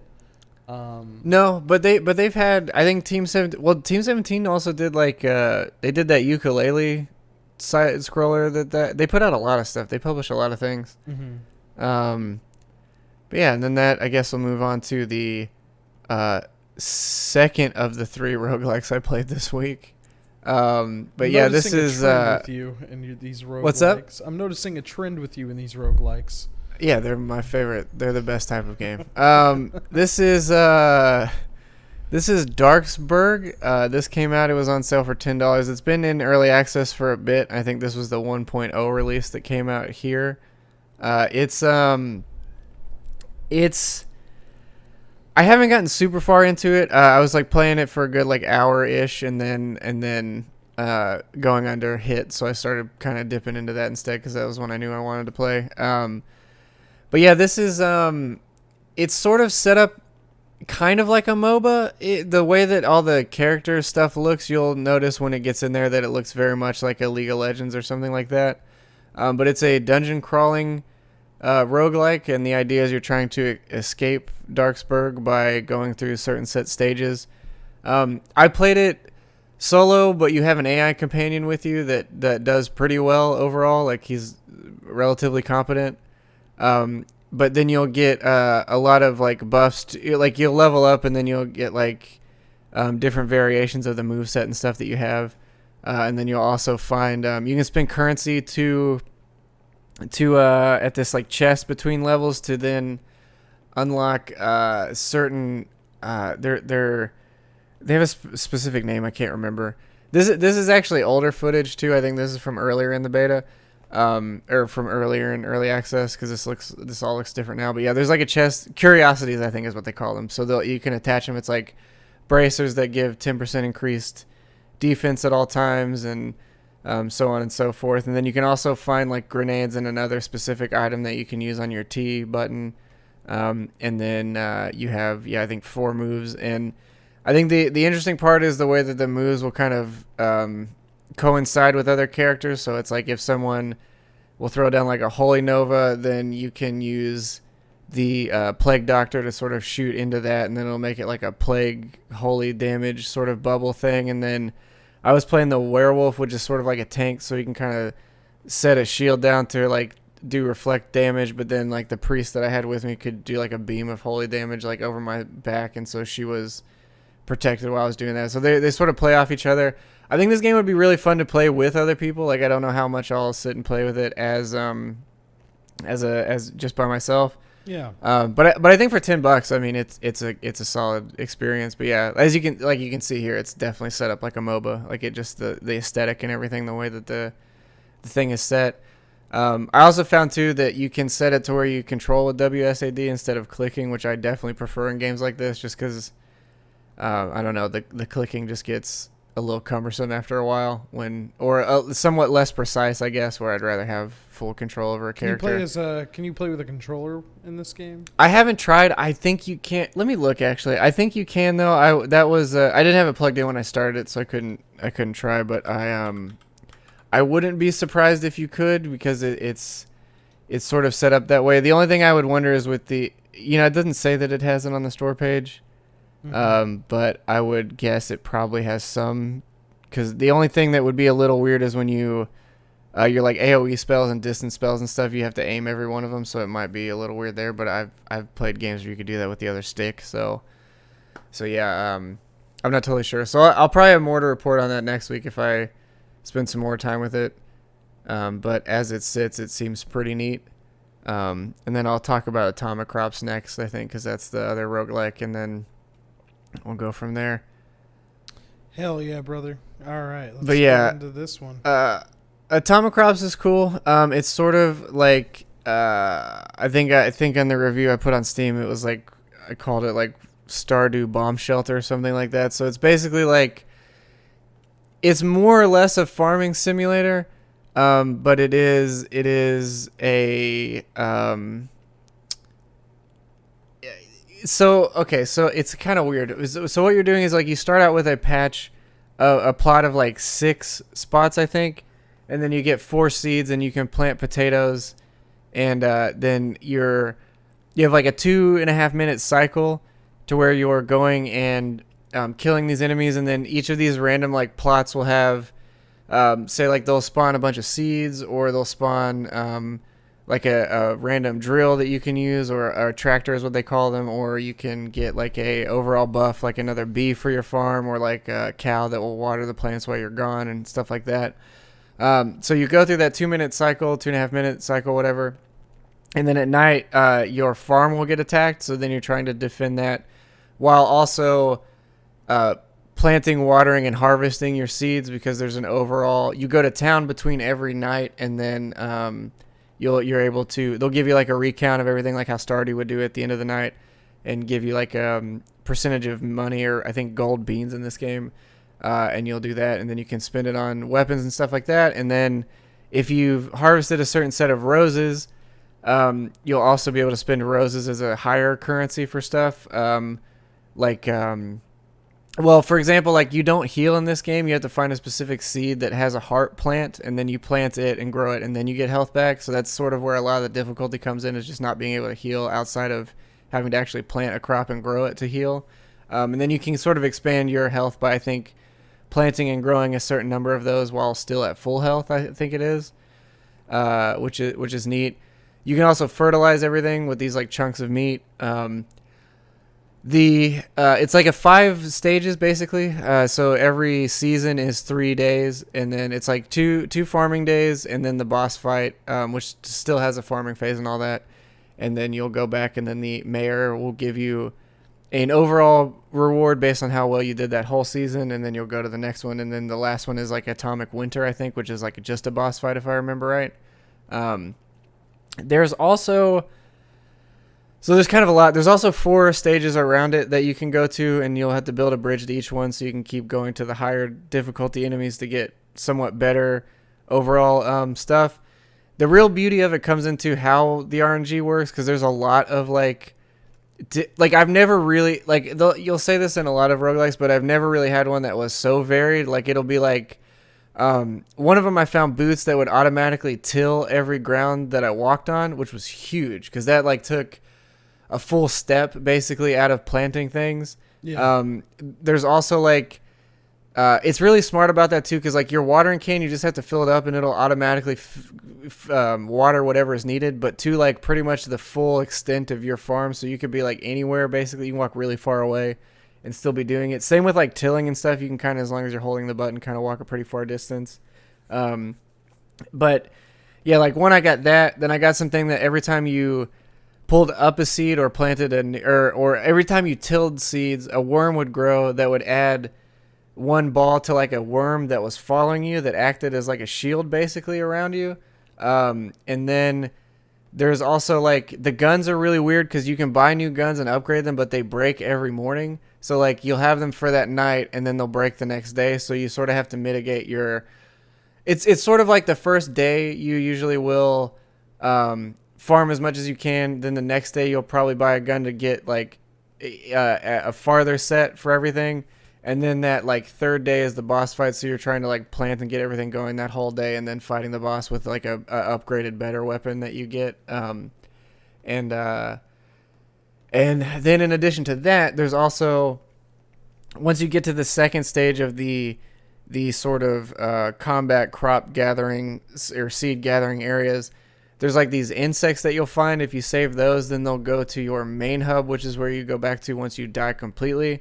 And so based on how well you did in the overall thing with the mayor, he'll give you a certain currency, and then you can spend it on those for like overall upgrades. Like it'll be like increased sprint speed and all this, which you may have never found. Like I saw some reviews of saying there was no overall progression, and I think even in my review I said that, and I didn't realize that there was this thing, because it's just hard to get to. Because there's also, after I did this, it was like pretty grueling to get through the first Nuclear Winter. And then I realized there's 10 tiers of difficulty to this game. So you can keep... Shit. Dude, it's fucking difficult. This game is really, really tough. And it doesn't do anything to, like, ease you into it. Like, because of the overall progression stuff being... It'll be, like, extra, like, maybe 5 to 10 seconds on your day cycle. So they're not, like, huge upgrades. I think eventually they would stack up to be worthwhile. But it really forces you to, like, learn the game and the items of the game. Like, it's a very unforgiving roguelike in that setting. I think there's also 6 unlocked characters, I think 5 or 6, that have different starter things. Like one guy starts with a plantable turret that you can plant in your garden, and some other stuff like that. But yeah, it's really difficult, but it's really neat. Like it's I thought it was going to be a lot less compelling than it ended up being. I ended up really falling in love with it after the first like I'd say like 3 or 4 hours when I started to really understand how the game was wanting me to play it. It became like a lot more enjoyable and super rewarding as far as that goes. Because like I said, it is just super difficult, and it doesn't care to hold your hand even a little bit. So that could be a big turnoff for some people, and the feeling of lack of overall progression, because a lot of runs do feel like you didn't do anything, and I think that can be a caveat for some. I would say that's another cool mechanic too, is when you go to harvest, you just have to hold down the alt and it'll harvest everything around you in a bubble, so you're not again having to individually, like, the planting thing has been sped up really well, and I think a lot of smart ways. But yeah, it's super cool. It's really worth checking out. I think it's on the Switch as well.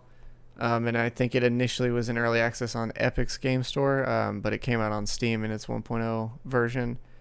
But yeah, it's a good one. Yeah, it looks like it's a $15 game on Steam.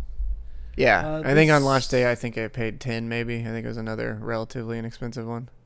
Yeah, this is their first game too. This is Birdbath Games. Yeah. And Raw Fury put this out. That rung a bell. That's another one that's kind of getting up there with a lot of pretty solid titles that are pretty different. Yeah, they put out Goner, Kingdom New Lands, Bad North. Nightcall. There's a second Goner on the way too. That's going to be out here pretty soon. That's a really difficult roguelike as well. If you never played that first one, roguelike is fucking hard. It Tough. has a cool style, but yeah, that game is fucking rough. Oh yeah, the art style is awesome. It's super neat. But yeah, that first game is really fucking difficult, and I assume the second one is going to be more of that. So we'll see. Yeah, I guess before we get to the other thing, a quick question: have you ever played Spelunky? Like, were you ever into that? Cause not as deep as a lot of people got. I guess there's like a couple camps to that game. It's like people that liked it, and then people that like it became a new Bible to them. Yeah. And I like. I don't know. There's something about that game that never hit for me the right way. I re-downloaded it like a month ago to give it another try because I heard the sequel is coming out. Now I'm thinking I'll probably just wait for the sequel to hit PC and maybe give it another run then. Because I'm hearing that the sequel, like if you haven't played the first game, it's pretty much that one with improvements, so you're not missing out on too much. Sure. But yeah, I re-downloaded it, and like you said, people claim that game is like the first big roguelike that came out, and like I've tried it several times, and I could just not figure out the feel of that game. Well, that's how I felt. Binding of Isaac was another one. Like, I kept trying it, and I just never hit for me. It was like, I mean, because some people have like, in Binding of Isaac have like 1,300 hours in that game, and and it's got several million achievements or some shit in it, and I'm sure from what I understand, it's incredible. I just have never sat down and do it. Got it. I actually picked it up not too long ago, and it still has some weird like resolution thing where it doesn't play at whatever your native resolution is. It plays whatever it is, so it was like real weird and blocky. I don't know. I just didn't care for the look. I think the art in that game is the one that threw me off the most. But yeah, I don't know. I would like to get back into both of them and give them a try. But like I said, I think Spelunky 2 will probably be one that I just dive into that one instead of trying to go back through the first one. Yeah, that's kind of what I'm thinking. It looks neat enough. I don't know. I just maybe I wasn't in the right frame of mind trying to play that game at a point, but I'm hearing more and more people talk about that series or that game now that the second one's on the way coming out. Or out, I guess, on PlayStation, but not on PC yet. Yeah. I'll just touch on this one real quick because we both have a couple games that we played together, but this is really the only game aside from Hades that I kind of played on my own. I started playing Mario Galaxy as well. Mario Galaxy's fucking great. I fucking love this game. I don't know what else there really is to say about it. I'd say because I've been playing it mostly handheld. I will say stuff like this is kind of weird because you have to like touch and pull on that thing, which is like usually in the center of the screen. So it's like a little weird to reposition your hand completely to like swipe down on that thing. And then same with the star bits, you have to like basically stop completely and then swipe around, and then either you lose movement or you lose jump to get all of your star bits or whatever. Yeah. So that's like a little odd. I wish they would have. I mean, I guess it would take a lot of work to redesign that, really, in the way that to make the handheld play the way that it would or could, I guess. Sure. But yeah, I mean, as far as the game itself goes, it's still fantastic. It's a super good game. It's a very good video game. I mean, I'll say like I skipped over, so I played up to like the 50 something stars in Mario 64. I haven't quite beat it yet, but I do respect that game for doing what it did for platformers and like 3D games in general. But Mario 64, just like I don't know if I find that game very very fun anymore. It like controlling Mario's good. There's like some really good levels in that game, but a majority of the levels of that game I just don't like at all. Like I don't know. I feel like comparative to like where Mario has gone since then, you just find so much more creativity in the later games. Like yeah. Like I think Galaxy 1 is like really good. 2 built on it, but I like the like kind of cinematic presentation of the first game a little more than the second one, because the second one didn't really have a whole lot of that. Yeah. I just think games have evolved so beyond Mario 64 that I can still play it and appreciate it for what it did, but I don't know if I necessarily like feel like continuing to play that game. Yeah, well, I'm still waiting for Jack to finish it before I dip into it, because I wanted to because we just have the one copy between the two Switches, so I was gonna let her kind of go through it before I started it. But I started playing Sunshine a little bit. I made it to I think the third area, I guess. I was kind of going to complete all of them before I would go to the next set of stars or whatever. Yeah. I found myself more and more going, I want to play Galaxy instead, even though as much as I like Sunshine and again, have never played 64, so I'm trying to get to that for the first time. I was kind of tempted. I might just do either a streamed or like a series on that one, like, being 30 and having never played 64, even though it seems like the game I should have played numerous times by now. Yeah. And maybe checking it out that way.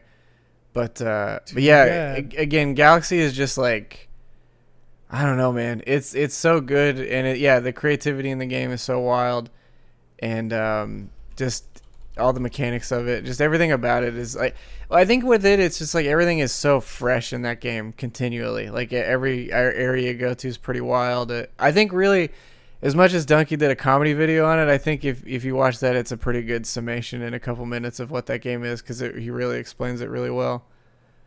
But I'll check back in when I'm playing Sunshine, because I kind of want to save that one for last, because it's been the longest since I played that one. So yeah.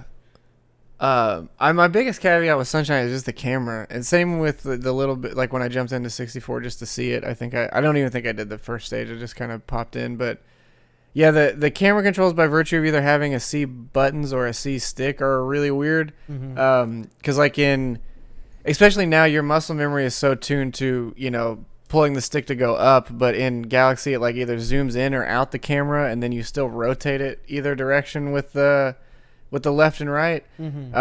So it's just really odd, like to move around in that a little bit. Like it's kind of jarring. It's almost like you have a camera, but you almost don't get to use it in a way, because it's kind of conditioned to be that. And the water pack again is also still tied to your joystick, the left joystick, like your movement one. So you have to like either just spray in front of you or hold the button and then still target with this. I don't know. It's just really. I don't know. They didn't do anything to sort of update the controls of that game, which would have been pretty welcome, I think. Or I think overall would have made more people understand why we liked that game to begin with. I think just some basic camera stuff would have helped a shitload to modernize that game. It's still good, but yeah, there's improvements that could have been made that they just didn't do. So yeah. That's Mario. Mario. I do want to see, like, I do want to see that Mario 3D or Mario 3D World running on Switch when that comes out. Like this whole collection just kind of made me look forward to that because I remember really liking that game on the Wii U. So yeah. Yeah, I'm excited to see that or play that again. I'm sure it'll be a while because I think that Hyrule Warriors is going to be the next actual Switch game I probably buy. Dude, shit has been so breakneck that I forgot that Pikmin 3 Deluxe is coming out next month. That's like it's just like 3 or 4 weeks away. Isn't that game out next month also, or is that November? It's coming out October. I'm fairly certain. The Hyrule 3? One? Oh no. Hyrule is coming out in November. November 20th. Yeah, September I think 18th maybe is for some reason sticking in my head. It just makes you wonder like what Nintendo's E3 would have looked like in a year that none of this shit happened. Like everybody's like, "Oh, what's their last half of the year looking like?" And it's like, "Well, we're pretty much there, and every month it seems like they at least have something coming out." Yeah, it's October 30th for Pikmin, so end of next month. Yeah. Well, and then we got what is it? Genshin Impact is 4 days. Well, 3 days at this point, and then Baldur's Gate 3 is also 6 days from now. So, actually, or 5 days, I guess. I forgot to mention they did delay the game. They delayed it a week, just a week though. So Baldur's Gate is coming out just a little bit later. That's fine. Actually, honestly, that gives me another week to get sucked into Genshin because, again, I feel like that's going to happen. We need to also keep playing some Divinity. It's been a minute since we did that. Now that we added a fourth, it's harder to get to. Well, it's like, fuck, man. I guess we won't need to put up footage of it. We'll just touch on it real quick. But, like, speaking of, like, playing on PC, old games just find a way to suck you back in because we started playing Monster Hunter World. Don't call that an old game. I'm not gonna say it's old. I'm not gonna say it's old, but like you're like playing all these new games that are coming out, and it's like, oh, Monster Hunter World. I've been meaning to get back to that, and then it's just like, hey, let's all install that and go back and fight some fucking monsters. Excuse me. Let's you two install that. Monster Hunter has never left my computer since it came out. Okay. It's never been uninstalled. It's goddamn, it's my favorite franchise of all time, and it's still really good. Well, I'm finally going through the Iceborne content because I finished actually the Iceborne content up to the Guiding Lands now, and I'm working my way through that because I had I think by virtue of playing 200 hours of the base game on PS4 and then another 200 hours of the base game again on PC, I got kind of burned whenever Iceborne finally dropped, so I was like, took a longer break than I wanted to, but yeah, it feels really good to get back into onto that bicycle again because fuck, I love Monster Hunter. Yeah, and it's great. I told you like I've played like a majority of those 3DS releases, but I never got into like the ultra high rank stuff. So you never played them, really, is what you're saying? Never really played them. I mean, I got like right up into the point, but like I played it enough to experience like joining parties, crafting some of the basic armors and stuff, and you know, it's just like the nature of games after games after games. And like I think the deepest one I got into before World was Try on the Wii U and the DS, just because of the like at that time with the Wii U and 3DS, it was just like being able to port my saves over and stuff when I'm taking this thing out and about. Yeah, that was neat. So World is neat. You and we were playing together, and I was having to finish up some of the final story missions in the base game, and just some of that stuff's a little bit of a slog, just a little bit. Yeah. Well, as I was telling you then too, I guess the caveat being that like because they added this enhanced armor set, like this catch-up armor set, basically for when Iceborne came out, it sort of nullified the need to hunt certain monsters and get new armor and new parts and other stuff to upgrade to keep going with the story. Because normally the tracks and stuff that you're finding for the elders you would have had happen naturally as you're sort of doing that stuff, whereas here you didn't have that need, so it was sort of just like you're forced to kind of find tracks for like 3 dragons over and over and over again, which is it is not the most fun thing in the world, I'll give you that. Yeah. and I think that by the defender armor being there, it didn't help that by much. But yeah, it just sucks because like also coming back to play catch up, but having that defender armor, it's like, oh fuck, well what about my weapon? And I'm looking at like that the fire glaive or the flame glaive, and like in order to get it, I have to go back and hunt low tiers, even though now I'm in high tier. So yeah, but those low tiers are gonna be nothing. That's like a 5-minute fight maybe. Yeah. Well, depending upon your ability. I mean, I'm very happy to come back to that game. It's fun. I want to get more into it. Like as I start to craft some of the like later base game like armors and stuff, maybe I'll jump into Iceborne at some point. But yeah, it's great. Well, Iceborne, like, because Iceborne added a lot. I mean, like I said, or I was telling you guys, it's like they effectively made another game and just put it on top of it with the amount of like content and stuff that's in there. Because I finished. Well, I guess there's still, because they give you like the Guiding Lands is super wild because it's basically the end game to this one, but effectively what's happening there is it's every biome in one zone. So you walk like from Ancient Forest into Coral Highlands, into Rotten Vale, into the volcanic like Elder Recess, and then through all of it. So all these zones are already there, and so basically any monster that is like spawns in those zones can then come into this world at any given point. So it's effectively it's like you just fighting shit continually. That's which cool. is super intensive, and by virtue of what types of monsters you're killing over and all, the area will level up. So then harder creatures from that zone will keep coming till you get to like tempered and then arc tempered and all this stuff that just keeps coming there.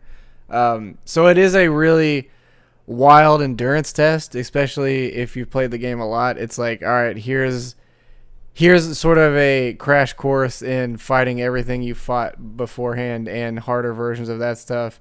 And then they'll throw in like quest creatures too, like Reijing was one, which he's a fuckhead, and I forgot how much I hate fighting that dude. He's just this pissed off like electric ape, and he is I forgot, like he hasn't been in a game in a bit. Or at least I don't remember him being in any other ones ever. I guess he might have been in Ultimate. I can't remember, but either way, he's real aggressive, and he's not that big either. So Insect Glaive is kind of at a disadvantage too, because when you play as a helicopter, it's hard to sort of hit the smaller boy, and he moves a shit ton. And but his intro is super rad. It basically like a Kieran comes, which is like a unicorn. Effectively, but it comes in and he just fucking rips its electric horn off and then eats it and then charges up with this like electric monkey and then just beats the shit out of everything around him. That's cool. It's just rad. Monster Hunter is so good. I do like all the monster introduction like cutscenes that they have through the story. They're all really well done. Well, and they've been getting progressively better too. That's like something they've like focused on the last couple entries. I mean, World, they really like up the ante on every part of the game by about 10-fold. Like they were just like, all right, this is our chance. If we're gonna ever hit with the American audience, then this is gonna be the way that we do it. And yeah, I mean it paid off for them obviously, but yeah, it was as I've said plenty of times, but it was finally that game where like the small group of people I knew, or the ones that had played it, had been like trying to get people to play this game forever. But it's also like, well, you need a Nintendo DS, and it's like you're trying to explain this one. It's weird because it's like it shows you all the epic things you were trying to explain to other people that they never really understood were feasible on a small handheld thing. Yeah. But then in this, you're like, this is what's been happening the whole time, but also they've amped that up, even more than before. But it was like trying to explain how cool this shit was, and then now people seeing it, you're like, I tried to tell you. Granted, I get it. Playing on the 2DS was like, you basically just ask yourself, do you want arthritis or not? And you go, yeah, I guess I do for this game. I'll get it. And then you would just sit there and cramp your hands for 1,000 hours on that tiny ass thing. But like Monster Hunter's storied, man. They had like a PSP version. They had like the old PS2 Yeah, I actually found you could look up. There's I think I saved a screenshot of it. It may be on here. But it was an image of just like every Monster Hunter game to date. And there is God, what is it, like I think there's like 30 some odd titles, just about. I'm not sure. It would be like maybe just all Monster Hunter games image or something like that. I don't know if it would come up that way. I'm trying to think of like yeah, because that one was just like a third of them. I swear, maybe I saw it on Reddit. I'm trying to think of where it was at. There was somebody that had a tier list. Maybe if you look at that, that might be that might give you a better idea. Yeah, let's see. Tier maker. Oh well. Oh God. Yeah, this is a clusterfuck. Community rank. Yeah, this website looks. That's like the same shit. thing. Yeah. Oh my goodness. Yeah. Let's see. Based on difficulty of the first encounter. Oh, this doesn't have any fucking. Oh, that's just all legend. Yeah. Hold on. I know I saved it. Maybe it's in my. Maybe I screenshot it on the computer. I can't remember. Yeah, I never really got into it up until like it came out on the Wii U, and then I was like, all right, these are cool games, and even then, I guess I didn't really get way into it. Yeah, well, it's like it's a lot, and again, the game doesn't. Oh, here we go. I'll just put this in Discord. You can pull it up. Yeah. Yeah, there was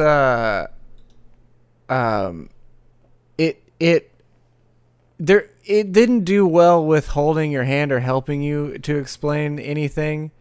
But yeah, there's, so what is that? 1, 2, 3, 4, 5, 6, 7, 8, 9, 10, 11, 12, 13, 14, 15, 16, 17, 18 games. And this isn't counting the like original and then the upgraded version, because usually most of these had a second version of all of them. Because it would be like 4 and then 4 Ultimate and then Generations and then Double Cross and then so on and so forth. There was also a 360 game. They also tried an online game for a while too that I played, but you had to log into Japanese servers, so the latency and shit was all over the place. Yeah, Frontier Z, that was that one. And then 4 Ultimate was really good. Try, which is 3, was good. Portable Third was really good, which is a PSP one. Frontier G2, I never. That's like the only one I hadn't played. I will say their covers are getting worse though. I think the Monster Hunter Rise cover is bad. Like, I think it's a bad cover, and I think Frontier G2 is kind of bad. Yeah, that one's pretty atrocious. I don't know. World looks okay. Oh no, World is good. World is really good. I think Generations is a really good one too. I just think the Frontier G, like the G2 one, looks like what was that Sonic game where you were a werewolf? Sonic Generations. Yeah, that's what that game was. No. Sonic Excuse Unleashed. My bad. Generations was the pretty good. I like Sonic Generations a lot. Generations is great, but yeah, no, Unleashed. My bad. Sonic and Rise kind of looks like a Pokemon game almost. Like if they had another version of that cover with a different monster on it, I would think it was a Pokemon game. Yeah. But yeah, it's fuck, I love Monster Hunter so much. I can't wait for more. I can't wait for World 2 or whatever they're gonna do with the next mainline. I guess Rise is the next mainline, but the next all platform Monster Hunter. I'm curious to see what we're gonna do. Yeah. So I'm down to keep playing. I'm down to keep playing some World, and then maybe we'll talk some good some Iceborne at some point. But this is the last solo kind of game I played. Oh my god! Fantastic hold on. Fantastic game as well. Sorry about that. Yeah, I was playing some Hades. Good game. I haven't. So I restarted it because I played probably like 3 months ago, maybe 4 months ago on my other save file, but it just hit 1.0. So I figured I'd like restart the game and like see if any of the beginning stuff has really changed. And to be honest, like the groundwork for like the release has like always been there as far as like the story and stuff goes. So a lot of that stuff hasn't changed. Like they tweaked the art on some of the characters. Like I think Nyx looks completely different than like some of the older beta footage. I think mostly they were just kind of focusing on like some polish and balance of like the different abilities and different weapons. Yeah. Well, they were adding weapons too throughout early access. That was another thing. They added a few, like the bow gun, machine gun thing that they had, and then I still find I always myself, use the shield. Same. That's actually the one I shield. prefer to use because the dash attack on the shield's really nice. Well, yeah, but throwing bastards into walls feels really good. Yeah. I love the shield. Shield's really cool. Yeah, you have like the charge ability with the shield. I don't like the bow at all. The bow's like a waste. Oh, I of do time for actually. me. That's the other one I like. I don't know. It doesn't fit the play style that I come to this game for, you know? Sure. This one I like being like up in the enemies and like knocking them back and like doing a bunch of crazy shit. So I'd say like for the basic weapons, like the shield is my top pick, then probably just the regular sword like right after that. But that's the other thing is that like as you start to like play the game, you get more perks and stuff that help with specific weapons. If you want to like min max and like be as powerful as possible, when you go through these different doors, you can kind of like know what gods to go for if you're like wanting to build a certain way. I find myself really liking Bacchus's build, like with the drunkenness stuff that you can put on the enemies that'll kind of like slow them down and make them a little weaker. I mainly prioritize going for the armor penetration stuff, just because they or whatever takes out the yellow bar, just because usually the better rooms have those enemies in them, so I'll try to go that route. I do like the rooms where it's just like survive for 45 seconds and just like kiting a bunch of like these yellow like shielded enemies around the map and like not really having to really kill them, just survive all their attacks. That's cool stuff. I want to get deeper into the game. I kind of lost the thread on where I was like on that original save file. But the story's pretty good. I mean, it's just your dad thinks you suck. Yeah, your dad's an asshole, and you're like, all right, Dad, I'm fucking done with this place. It's just you trying to get out. But I like all the details around like the Greek or like the all the mythology in place. It's all real cool. Well, and the art design is phenomenal, and then the voice work is also really, really good. I think it's my favorite game they've made so far. Well, that's what there was somebody on Steam that reviewed it, and he was like, "This is like their what is the word that he used?" But it's like basically the epitome of all of the games that they've made. That like it's a combination of everything they've tried and all their other games kind of put together into this one package, and it's like because it does play sort of like Bastion, but in a little bit of Transistor in a way, like depending upon the weapons there. But so it's kind of similar to those two. And then the story, from both of those, I think it does really well with it. Pyre, I didn't play. That's the only one I haven't. Actually went through. Transistor and Pyre I never really played. I have Transistor on the Switch because they released... Yeah, because it goes on sale for like 8 cents every now and again. But I bought that in Bastion, and I played most of Bastion, or I think I beat Bastion on the Switch. It was a while ago. But Bastion Transistor's good fun. Though. I just couldn't get into the combat system of that game. It just felt a little out there for me. I mean, it's kind of cool that you're like drawing the lines and like having her kind of like do techniques and moves between the movement. Yeah. Well, you can also play that game without doing that stuff. Like it's harder to do it that way, I think, but you can do it without pausing at all. I'm fairly certain. Because I feel like I played most of it not doing the tactical side of it. And then Pyre was like a sports ball game, right? It was like it was like some Demon Sports League. Yeah. But yeah, I don't know anything about. I can't speak on it because I've never touched it. Yeah, and I'm gonna keep playing it. It is a fucking hard game though. Like as far as roguelikes go, I think it just gets really fast, like a lot faster than you would think it would. Yeah. Like that game really speeds up.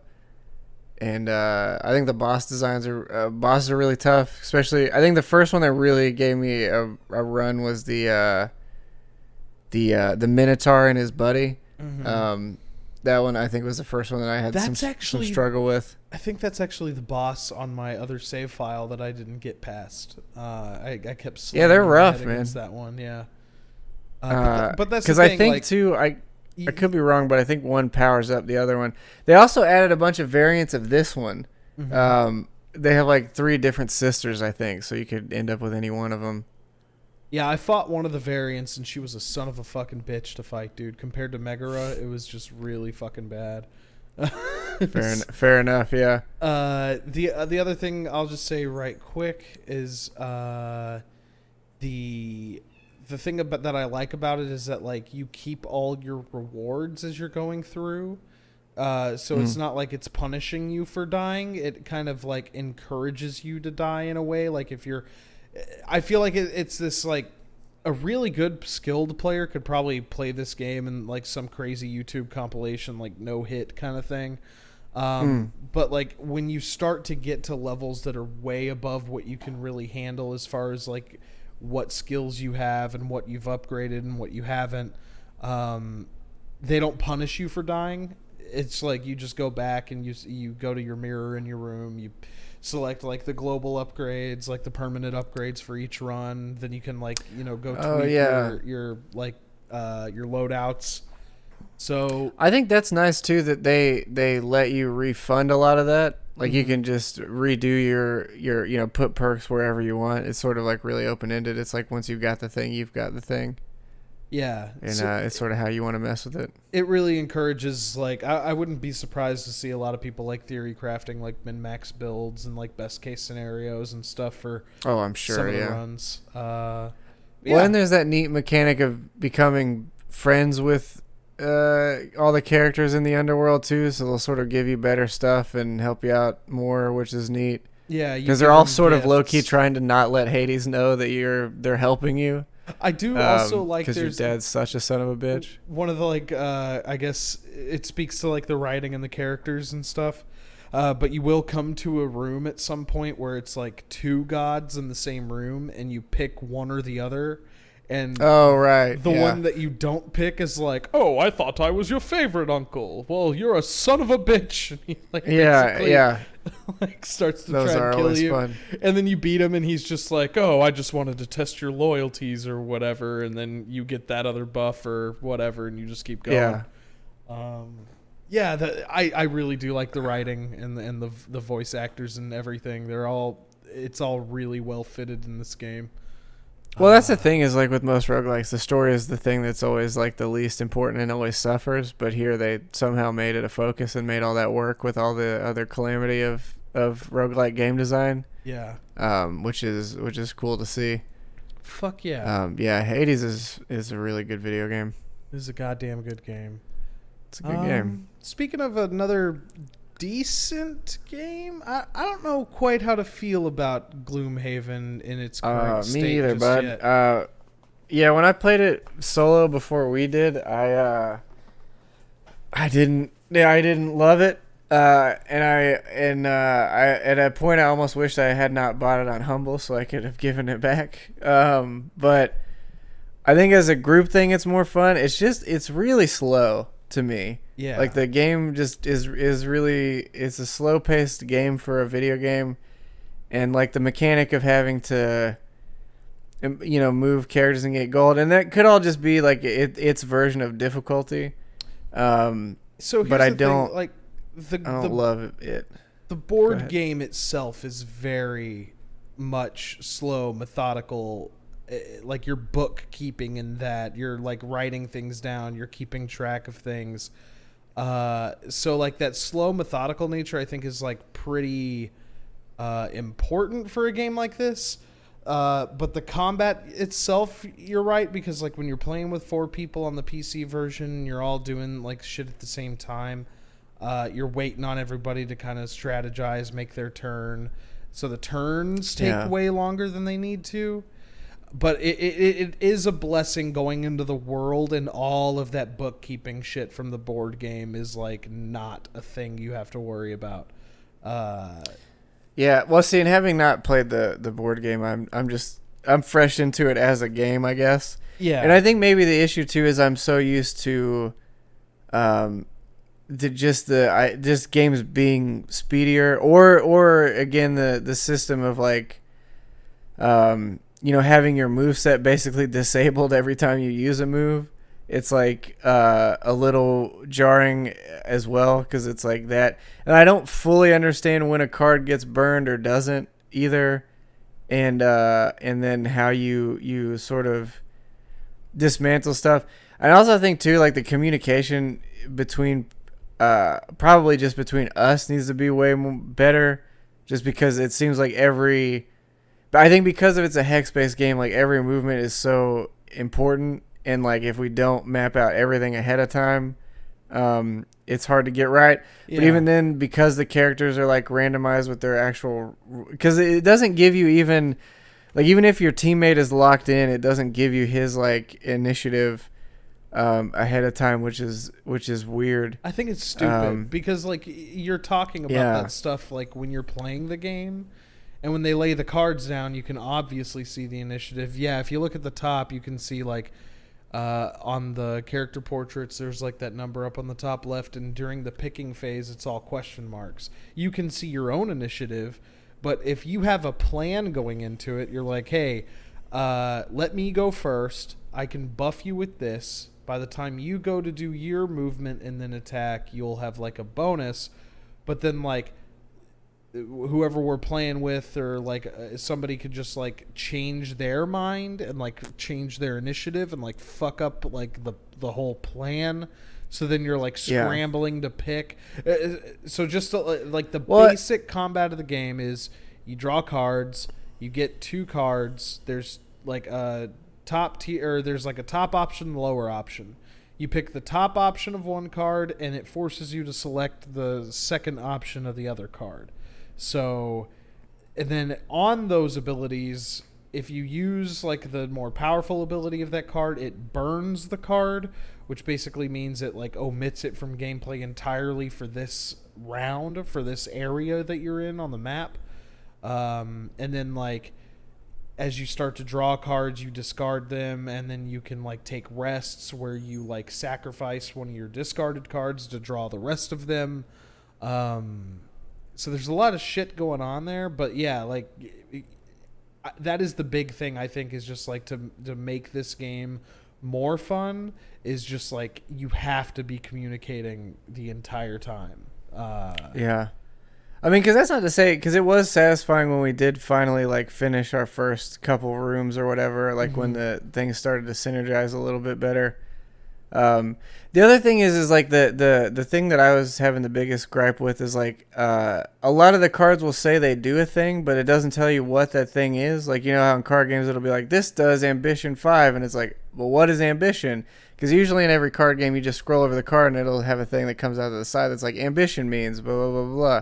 So it's like for someone who has no idea of what this card game is, because it'll be like stealth it'll give you stealth. I'm like, okay, I don't know what that means, but it turns out it means like no one will do anything, and you can still do actions in stealth and stuff without it pulling you out and all this. And it was like, man, any of that would have been nice, because it's like I could do this move, but I really don't know. And again, I get that it's like trying to make you learn the game itself, but especially when you're like with a group of people or whatever, it almost feels I don't know. It's a double-sided thing, because sometimes it's more exciting because none of you know, so you're like, oh, nice one, idiot, like whatever. Or it's like, but I think because the game takes so long, you don't want to make any mistake, but you don't have enough information not to make a mistake, and it's a little. I don't know. Like there's something missing in the whole experience, like some streamlining process maybe to make it more a video game than a board game. But again, having not played the board game, I don't have enough basis to really say that. But it feels like there's something streamlined that's missing. I'll just say like the appeal of playing this on a PC is getting rid of all the bookkeeping aspects of the board game. And I do like that they're going for that 1-to-1 of the board game, because having played it, like, it is a lot of fun. What I think kind of sucks is like a lot of the rooms, or the rooms that we did, was just like, okay, kill 7 of these enemies. Until you kill 7 of them, they will keep spawning. But I think that difficulty doesn't play out very well when it's not based on, and I'll be honest, I forgot how these things play out in the board game, but I'm fairly certain that it's all dice rolls. So like, yeah, because that was like our first mission was like kill 12 of these things that just spawn randomly. I'm like, do I don't know what the fuck's going on? And it's like immediately the only mission we have available is like kill 12 things, and then they'll keep spawning until you kill 12. And even if you've even if you have like 12 on the board or whatever, it's just gonna keep making them. And we're like, dude, we don't know. And then it's also like there's like 5 spawn points in the room that they're just randomly coming from. Also, it was just like super insane for the first mission. You're just like, this is a lot to deal with for not knowing what this game is. I think they kind of need to tune that stuff. Like it may be a little too intimidating. A ramp up would be nice rather than just starting at a hill and then pushing you off of it. Exactly. But the other thing I do like is that, and it's just like the board game, is that each class kind of has like their own story missions going on. So you can do like these side quests as part of like when you rank up, you like unlock different missions for each of the characters. Right now they don't have the campaign. What they have is like this kind of random map, random like mission mode. You still have the merchant on the world map. You still have like the progression system. You still have the achievement system from the board game. Believe it or not. And I wonder too if that campaign thing will fix a lot of that. If it's like more geared towards there's like a the slow ramp up of progression to like what's happening, because that would fix a lot of my issues. I think anyway is just by just having an easier thing you're thrown into to the, because again, if the cards like didn't tell you what they did and you had to learn them on your own, that would be fine. If it wasn't like, hey, you've got to figure this out now, or your next turn, you and 2 other people just die because you don't know what the fuck move to make right now because there's 13 dudes attacking the 3 of you. So yeah, that could fix a lot of it. Maybe it depends. Yeah, I mean, I'll put it this way: it's like $100-something board game, and it's like a $25 video game. And I think I found it for 14. I think is when I picked it up. So so they're gonna make progress on it over time. They're gonna. I do. Oh yeah, we should say it's in early access too. I don't know if we said that. I don't think we did, but that is a good point. But that's a point that's important to mention here with all the complaints, is it is early access too. So they'll get all that could change. I do have faith in them. Like the groundwork for a good like Gloomhaevn like board game to video game transitions like pretty much here. It's just like tweaking, refining. So I would like more tool tips, like you said, like hover over some things and like figure out what they are. Because in like Divinity, when you apply a status effect, you just right click the enemy and you're like, okay, I can see it. In this one, you have to mouse over just whatever icon is under like their like health bar. Yeah. But that's already after you've done it. So like because I do see the appeal of not knowing like what a thing does to some extent, but looking at it like objectively, I would think like, well, if you're playing this board game with someone for the first time, that someone probably knows all this shit, so they're gonna tell you it anyway. So it's like I would just like that information. Like I find it hard to think that there would be a group of like 6 people all who have never played a thing.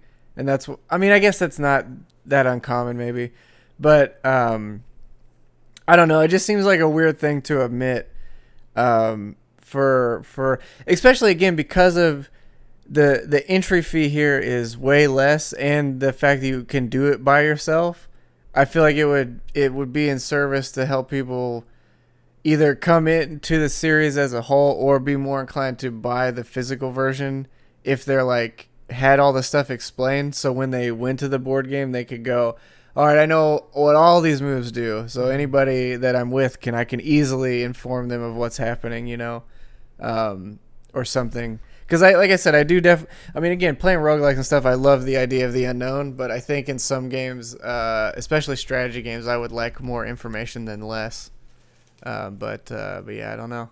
Yeah, I'll say like if you're into board games, get the board game. If you're in for like a very long, like very like very group-oriented board game. It's a lot of fun. I highly recommend that board game. And they got expansions coming out for it. Yeah, fucking Gloomhaven. It's dope, man. Like, the thing is, like, I had a friend who borrowed it from a friend, and we played one session in person, and then I was like, oh, fuck, I kept thinking about that game. Like, shit, I want to go play that game again. But then they, like, had to give it back to their friend. I haven't like pulled the trigger on buying like $115 board game just yet. Well, in this climate, it's hard to think that that's a good idea, like a good investment. Like I want to spend $150 on a thing that I can maybe not use for years, or at least a year or something. Just really due to cool. Just the world's climate, but. I know they have like an abridged or a condensed or some they have this version of it at Target. I see every now and again that comes up because I've passed it before when I was there. Yeah. And I think Target's like an exclusive retailer or something. I don't quite know, but I don't know. Makes me want to go play the board game, which is really sad because I do know the game. I know the game will get there because it already seems like they're trying to do that 1-to-1, but we'll see. Yeah. I do like some Gloomhaven. So I would like to like it. We'll see what happens, though. Well, as we continue on. I think it's also hard, too, coming off of us still playing through Divinity 2. Yeah. And it's just like, it's a lot of this type of stuff, just like way more fun to me. Like, way more just fast, way more engaging. Like, way more engaging. Yeah, exactly. It's and like that whole uncertainty is still there in that game, but like at least you have like the information in front of you. And then, like, the random nature of, like, what enemies are and what they're going to be capable of is also still there. Like, I don't know. Divinity 2 is just it's so good, man. It's still good. Yeah. Yeah, what do we have here? Oh, I hadn't even thought about this. A year ago, Mario Kart Tour came out. Disgusting. Get that off my screen. We didn't do this last week because it was, like, almost a 3-hour show, I think, Oh, hey, Pathfinder Kingmaker. That's another... Divinity style game. Yeah. Yeah. So these are games that came out this day in different years. I normally just kind of go over the highlights in here. So like on September 25th in 1997, fucking Mega Man X4 came out. If you like those Mega Man X games, I hear that after 3 they started to get a little lower in quality. I want Mega Man Battle Network back because I played a lot of that when I was a kid, and I like tactics games a lot, except for Gloomhaven. I like tactics games a lot, and I would really like to play that one again. Tactics Ogre is pretty good too because I think that's, if I remember right, that's a Final Fantasy game as well. Yeah, I think actually Square made that. Square did. Yeah, I don't know if it was Final Fantasy. I know Square did it. If you ever get the chance, Final Fantasy Tactics A2 is fantastic. It's like one of the best Game Boy Advance games. Or maybe it was a DS game. I can't remember exactly, but that was really good. I think there is a Tactics. It is a DS game. On the Game Boy Advance, though. I'm like fairly certain. Yeah, I always get because there's Final Fantasy Tactics A2, and then there's Final Fantasy Tactics War of the Lions, but I can't remember which one was which. I guess I never played this game. I knew a kid at daycare when I was a kid who had like Dragon Warrior monsters. I had that game. Is it essentially Pokemon? Like essentially? Yeah, it was, and that it was like their push to try and get the Dragon Warrior franchise over here more. I think. I remember seeing it and going, "Oh, cool! It's another Pokemon game. It's not Pokemon," and then not really caring for it all that much. Yeah, I'm just gonna. But I was also quite a bit younger. Just real quick, because I remember seeing a kid play this game at daycare, and I was like, "Is this a new Pokemon game?" And they were like, "Oh no, it's Dragon Warrior," and I was like, "Oh, what the fuck is that?" Yeah. Because I didn't fucking know.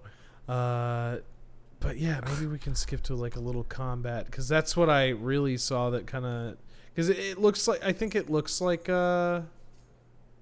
those old Dragon Warrior games, like the combat system anyway. But like you did have the pets. Yeah, here it is. Yeah, here's like a little bit of combat from this game. Yeah, imagine like playing Pokemon Red or whatever, and then seeing somebody play this, and then just being like, I mean, it does look like a lot more advanced. I mean, because you get a color palette. That's a big one. Yeah. And then, like, the creatures behind you. So I don't know if this came... I mean, I assume this came out after Yellow, but I really don't know. I mean, there were like 3 of these games, apparently. Yeah. This might not have been the specific one I played, but I did play one of these because there was... one I very, very distinctly remember playing and not finishing, I don't think, but... Yeah. I just recall like thinking it was like some kind of Pokemon clone, but not like as a dumbass kid, not knowing like the legacy of like the Dragon Warrior games at all. Yeah. So, dude, Halo 3 came out 13 years ago. Halo wow. 3, it's 13 fucking Holy years old. Shit. And yeah, that remaster on crazy. PC looks damn good. Like, or not remaster, but that port for the Master Chief Collection, like. I haven't played the third one yet. 2 looks really good. I don't know if they did the same work for 3 or not. They but didn't. 2 looks great. I think they like upscaled it. I think they maybe changed some textures, but they didn't give it like the entire like asset like swap that the other anniversary titles had. Well, I don't think they did it for the first one either. I think they only did it for the second one for whatever reason. The first one had it. The first one had it too. Did it? Yeah. The first. Maybe one I just had hit tabbed at the beginning and didn't notice. Yeah. Mine looked not great, but I'll go back and look at it again because yeah. Just press that tab button. You just press tab. Yeah, well, I shit myself the first time I did it. I didn't know what was happening, and I was like, "Whoa, this is you can just do this when you want." Yeah, that was like the appeal of that whole thing. I thought I was just trying to like instinctively pull up a map or something, and I was like, or a menu, and I was like, I'll just hit tab, and then everything flipped. Danganronpa is pretty good. If you've never played any of those are kind of neat. Yeah, I don't know about Ultra Despair Girls, but Trigger Happy Havoc and the other one, I think Killing Something. It's like a murder mystery, but they're pretty rad. Huh. Really weird, stylized. A lot of people will cosplay that bear all the time. Let's see. I don't think I've ever seen this game. Oh, I've seen this bear for sure. I was gonna say, yeah, there's a lot of people cosplay it. It's basically like, it's kind of, I don't want to say like Persona because it's really not that, but you know what? It's kind of the one that I played most recently. I think it was 3 or 4. It's kind of similar to where like the dungeons are sort of similar to Persona Q. And then the actual not combat, but there's like a discussion round that's sort of like Ace Attorney, but you have like a gun that fires like false bullets or something. It's really strange. It's a really weird game, but the story stuff is really good.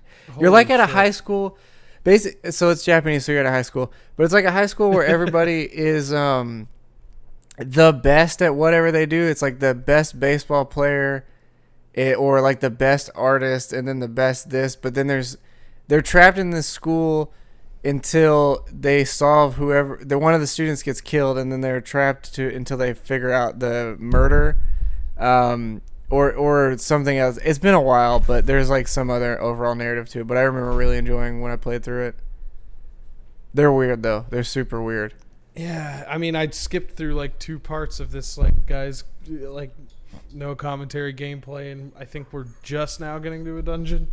So that sounds like that's just the school itself that he's walking around in. Okay. So you're sort of like trying to figure out what's going on. So you're going to different like classrooms and the gym and other stuff. You also don't feel like you can trust anyone either, because obviously someone did kill someone. So they're all. This is the first time like any of you have met each other as well. So like you're introduced to everyone, and then someone dies. And then you're also trying to figure out why you're in this weird school and why there's a teddy bear telling you what to do. Like it's really strange. Like these games are really weird, but the dialogue is super good. Yeah. Yeah, they're interesting games. I'd never heard of that series until now. Yeah, Danganronpa. I knew that bear, but I'd never seen that series. Yeah. What the fuck was Final Fantasy Record Keeper? Oh, iPhone, iPad. Never mind. Doesn't matter. Probably some dumbass app. Happy Home Designer, Animal Crossing. If you're some people are really split on that one. Yeah, I mean, if you're into the home designing aspects of the game, but it also like kind of, like, I don't know if you ever played Pocket Camp, but they brought some of the Happy Home stuff over to Pocket Camp, and it was essentially like it was in the DS, where it's like, okay, I'm going for an overall theme, but you have to have these items. So it was cool, but I don't remember there being like a free design mode. I remember it just being like these missions you're doing for each individual villager. I was about to ask, because if it was like a creative mode for Animal Crossing, I would maybe really enjoy that. Because I don't remember if it had one. I want to say it may have, but I can't say for sure. Because if I could just make islands for folks to visit in the Dream Suite and didn't have to start a new game and waste 4 months at a time to make an island, I would really enjoy that game more, I think, now. Yeah. Like, obviously, I like Animal Crossing for what it is.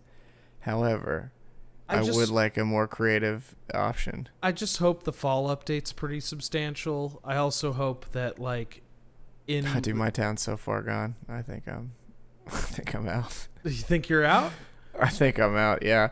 Because I'd have to pluck like 8 days worth, I guess it'd be like 3 months or 4 months worth of weeds. Honestly, I'm sure my villagers have moved on. I don't think it's going to be too bad. Like, I think they've kind of been a little more lenient on that stuff, but the fall update I hope is really cool. I also hope in the in-between on the seasons that they introduce more mechanics, like more building upgrades. Like, I do want to see that Brewster's Cafe expansion of the museum that's like in the data of the game. Apparently, like the gyroid stuff, that would be really cool to have again.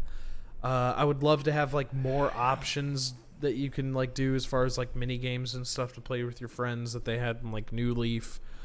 Even Pocket Camp, all the items were like more interactive. Like here they just kind of lay on the ground, but in Pocket Camp they would like, like they'd go down the slide or like ride a carousel or do whatever, but here it's just like an item that you have. So it's like sort of makes everything a little bit hollow at a point. I don't know. I'm still real hot on that game. I just haven't played it in a minute because I want some more substantial content to come out for it, but by no means do I hate that game. I think that they could have. I don't either. I think they could have done like, I don't know. A lot of the stuff in New Leaf didn't carry over, and some of that stuff definitely feels like a step backward. So I don't know. Like some of those decisions didn't make a lot of sense to me. Well, I think we may have said it before, but someone stated it kind of does feel like an early access game. It's sort of like they sort of gave you Animal Crossing Lite and are like sort of mapping in.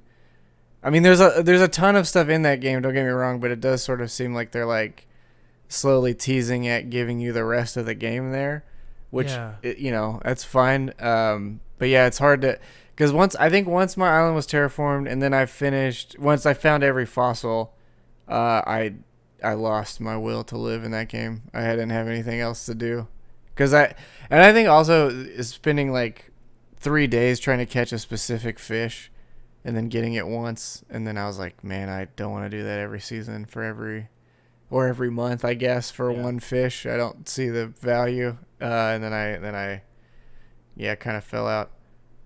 So I don't know. Like I said, I'd like to have a reason to revisit it, but we'll see. All right, well, that's you know what? It's sort of like in real life too. Now that I think about it, because I'll have to get back into town and I'll have to talk to every fucking villager again. And all of them are gonna be like, "Man, where you been? I haven't seen you forever." All this, which is the same exact thing that happens when you see people you haven't seen in a while. Like, "Man, how you been? Where you going?" I hate all that small talk bullshit. Fuck off. I don't want to do any of that. Fuck up. I don't know. We'll see. Maybe I'll dip back in, but yeah, I guess that's it. I'm trying to think if there's any other like major thing that's happened or any other game I missed, but or anything worth talking about. I need to dip back into Satisfactory. That game's really good, and I keep forgetting to play more of it. I keep seeing that Factorio demo installed that I have because I'm like, I feel like I should like this game, but because I love RimWorld, but I don't like automation. Like, I don't give a shit about any of that. But apparently, like, you get a good like resource management and like sim and like colony management stuff I really fucking like. So apparently it has some of that stuff in it. Maybe I'll pick that up before next week, but I mean, we'll see. Yeah, who knows at this point? I'm trying to think of Guess we played more Among Us. Dipped into Torchlight 3 a little bit again, but that's nothing too substantial. I guess. Oh, I played a little bit of the Fallout 76. Season. I am not hot on that new update because I came in and like I'm getting my fucking ass whooped in that game now. Yeah. Like I don't know. Yeah, they normalized all the level stuff a bit. So yeah, like I used to be able to one shot everything in existence, and now I have to hit it 2 or 3 times. So for me, it slowed down the farming side of that game substantially. If you look at if you look at the Steam reviews, people are fucking pissed because they're like, I'm just walking down like a street in this game, and if there's more than like 2 enemies, I'm fucked. Like, yeah, it's a little too harsh, I think, on the changes with that stuff. Like I'm still surviving totally fine. I mean, but again, I'm like level 160 something, so I don't really need. It's just like you're dumping anything. Ammo, man. Like just absolutely. I did dumping actually. ammo. You know what? That's what happened. Is I got on. I was doing well. One, they did. It seemed like they increased all the point stuff, so you can get through the season pass stuff faster if you want, which is great. That's one thing I bitched about before, so that's cool that they did that. But I did spend 30 some odd levels to respec to a heavy weapon, and I don't do anything different. I can't tell if I'm doing anything different. It seems like I am way weaker, and then I just slotted everything back into my melee build. So basically wasted 30 levels for nothing, and then which is 30 hours effectively, and then went back to the melee thing because the gun didn't do shit. Like, and it's like a fully upgraded heavy machine gun. And, one swipe of my weapon is still like 500 damage in one shot, and that thing is like 30 to 40, so... Yeah. Seems like a waste of fucking time. So, I don't know. Fallout 76, y'all. The gift that keeps on giving. Maybe Microsoft can get their fucking digits in there and fix something and do some things. Maybe they could send a few folks over to show them what an online service looks like. Yeah. Though, saying that, I can't think... Well, I guess Sea of Thieves, but that's... I actually was going to reinstall that. I want to get back into that. I still have it downloaded, yeah. I think the big thing with that is they just keep adding cosmetics, but they don't really add a lot of other stuff. Yeah. I don't know. I like the Tall Tales stuff that they've added and I haven't finished all those either. They've added a few of those over time. I did a lot of those solo because I can't really get many people to play with me, but yeah, Sea of Thieves. Play it. Ken always is down. He always wants to play that game. Well, let's do it. I'll download it tonight, and then we can fuck around with that this weekend probably. If not now, the land for sure, because then Kent will be there in the same room. Justin, I'm sure, will play it again. Yeah. Yeah, we can get. Actually, Austin really likes that game. That's one of the few games you can get him to play. Oh hell yeah, hell yeah. Yeah, it's weird. It's weird what he decides he Austin's is a interesting boy. Landing with the boys. That's coming soon. Oh yeah. Oh, also big grounded update on the 30th. I forgot. That's another thing. They also added a test server, which I haven't dipped into yet, but I may do that sometime this week.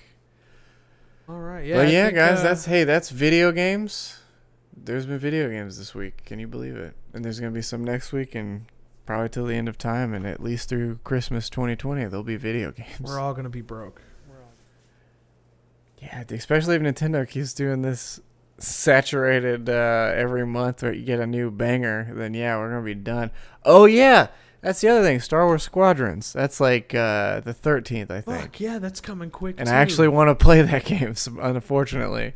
Wow. That's I think it's either the 14th or maybe that's the one that I'm thinking of. That's on the 18th. It's hold on. It is October 2nd. Fuck me. Never mind. That's 7 days from now. So there's $40. Just at the lawsuit. Bye. Fuck, man.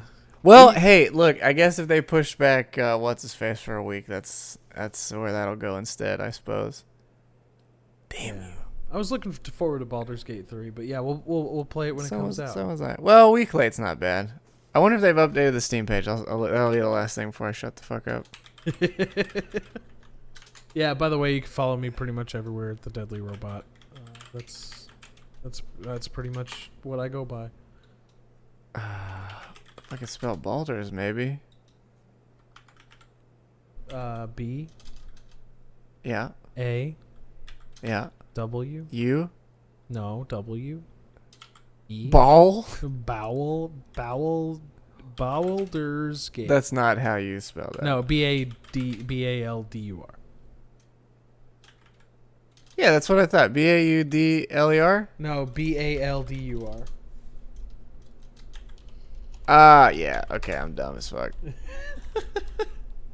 Oh, yeah, it did. October 6th. Yeah. So. Just a week, but it'll be worth it. The conversations in that game look great.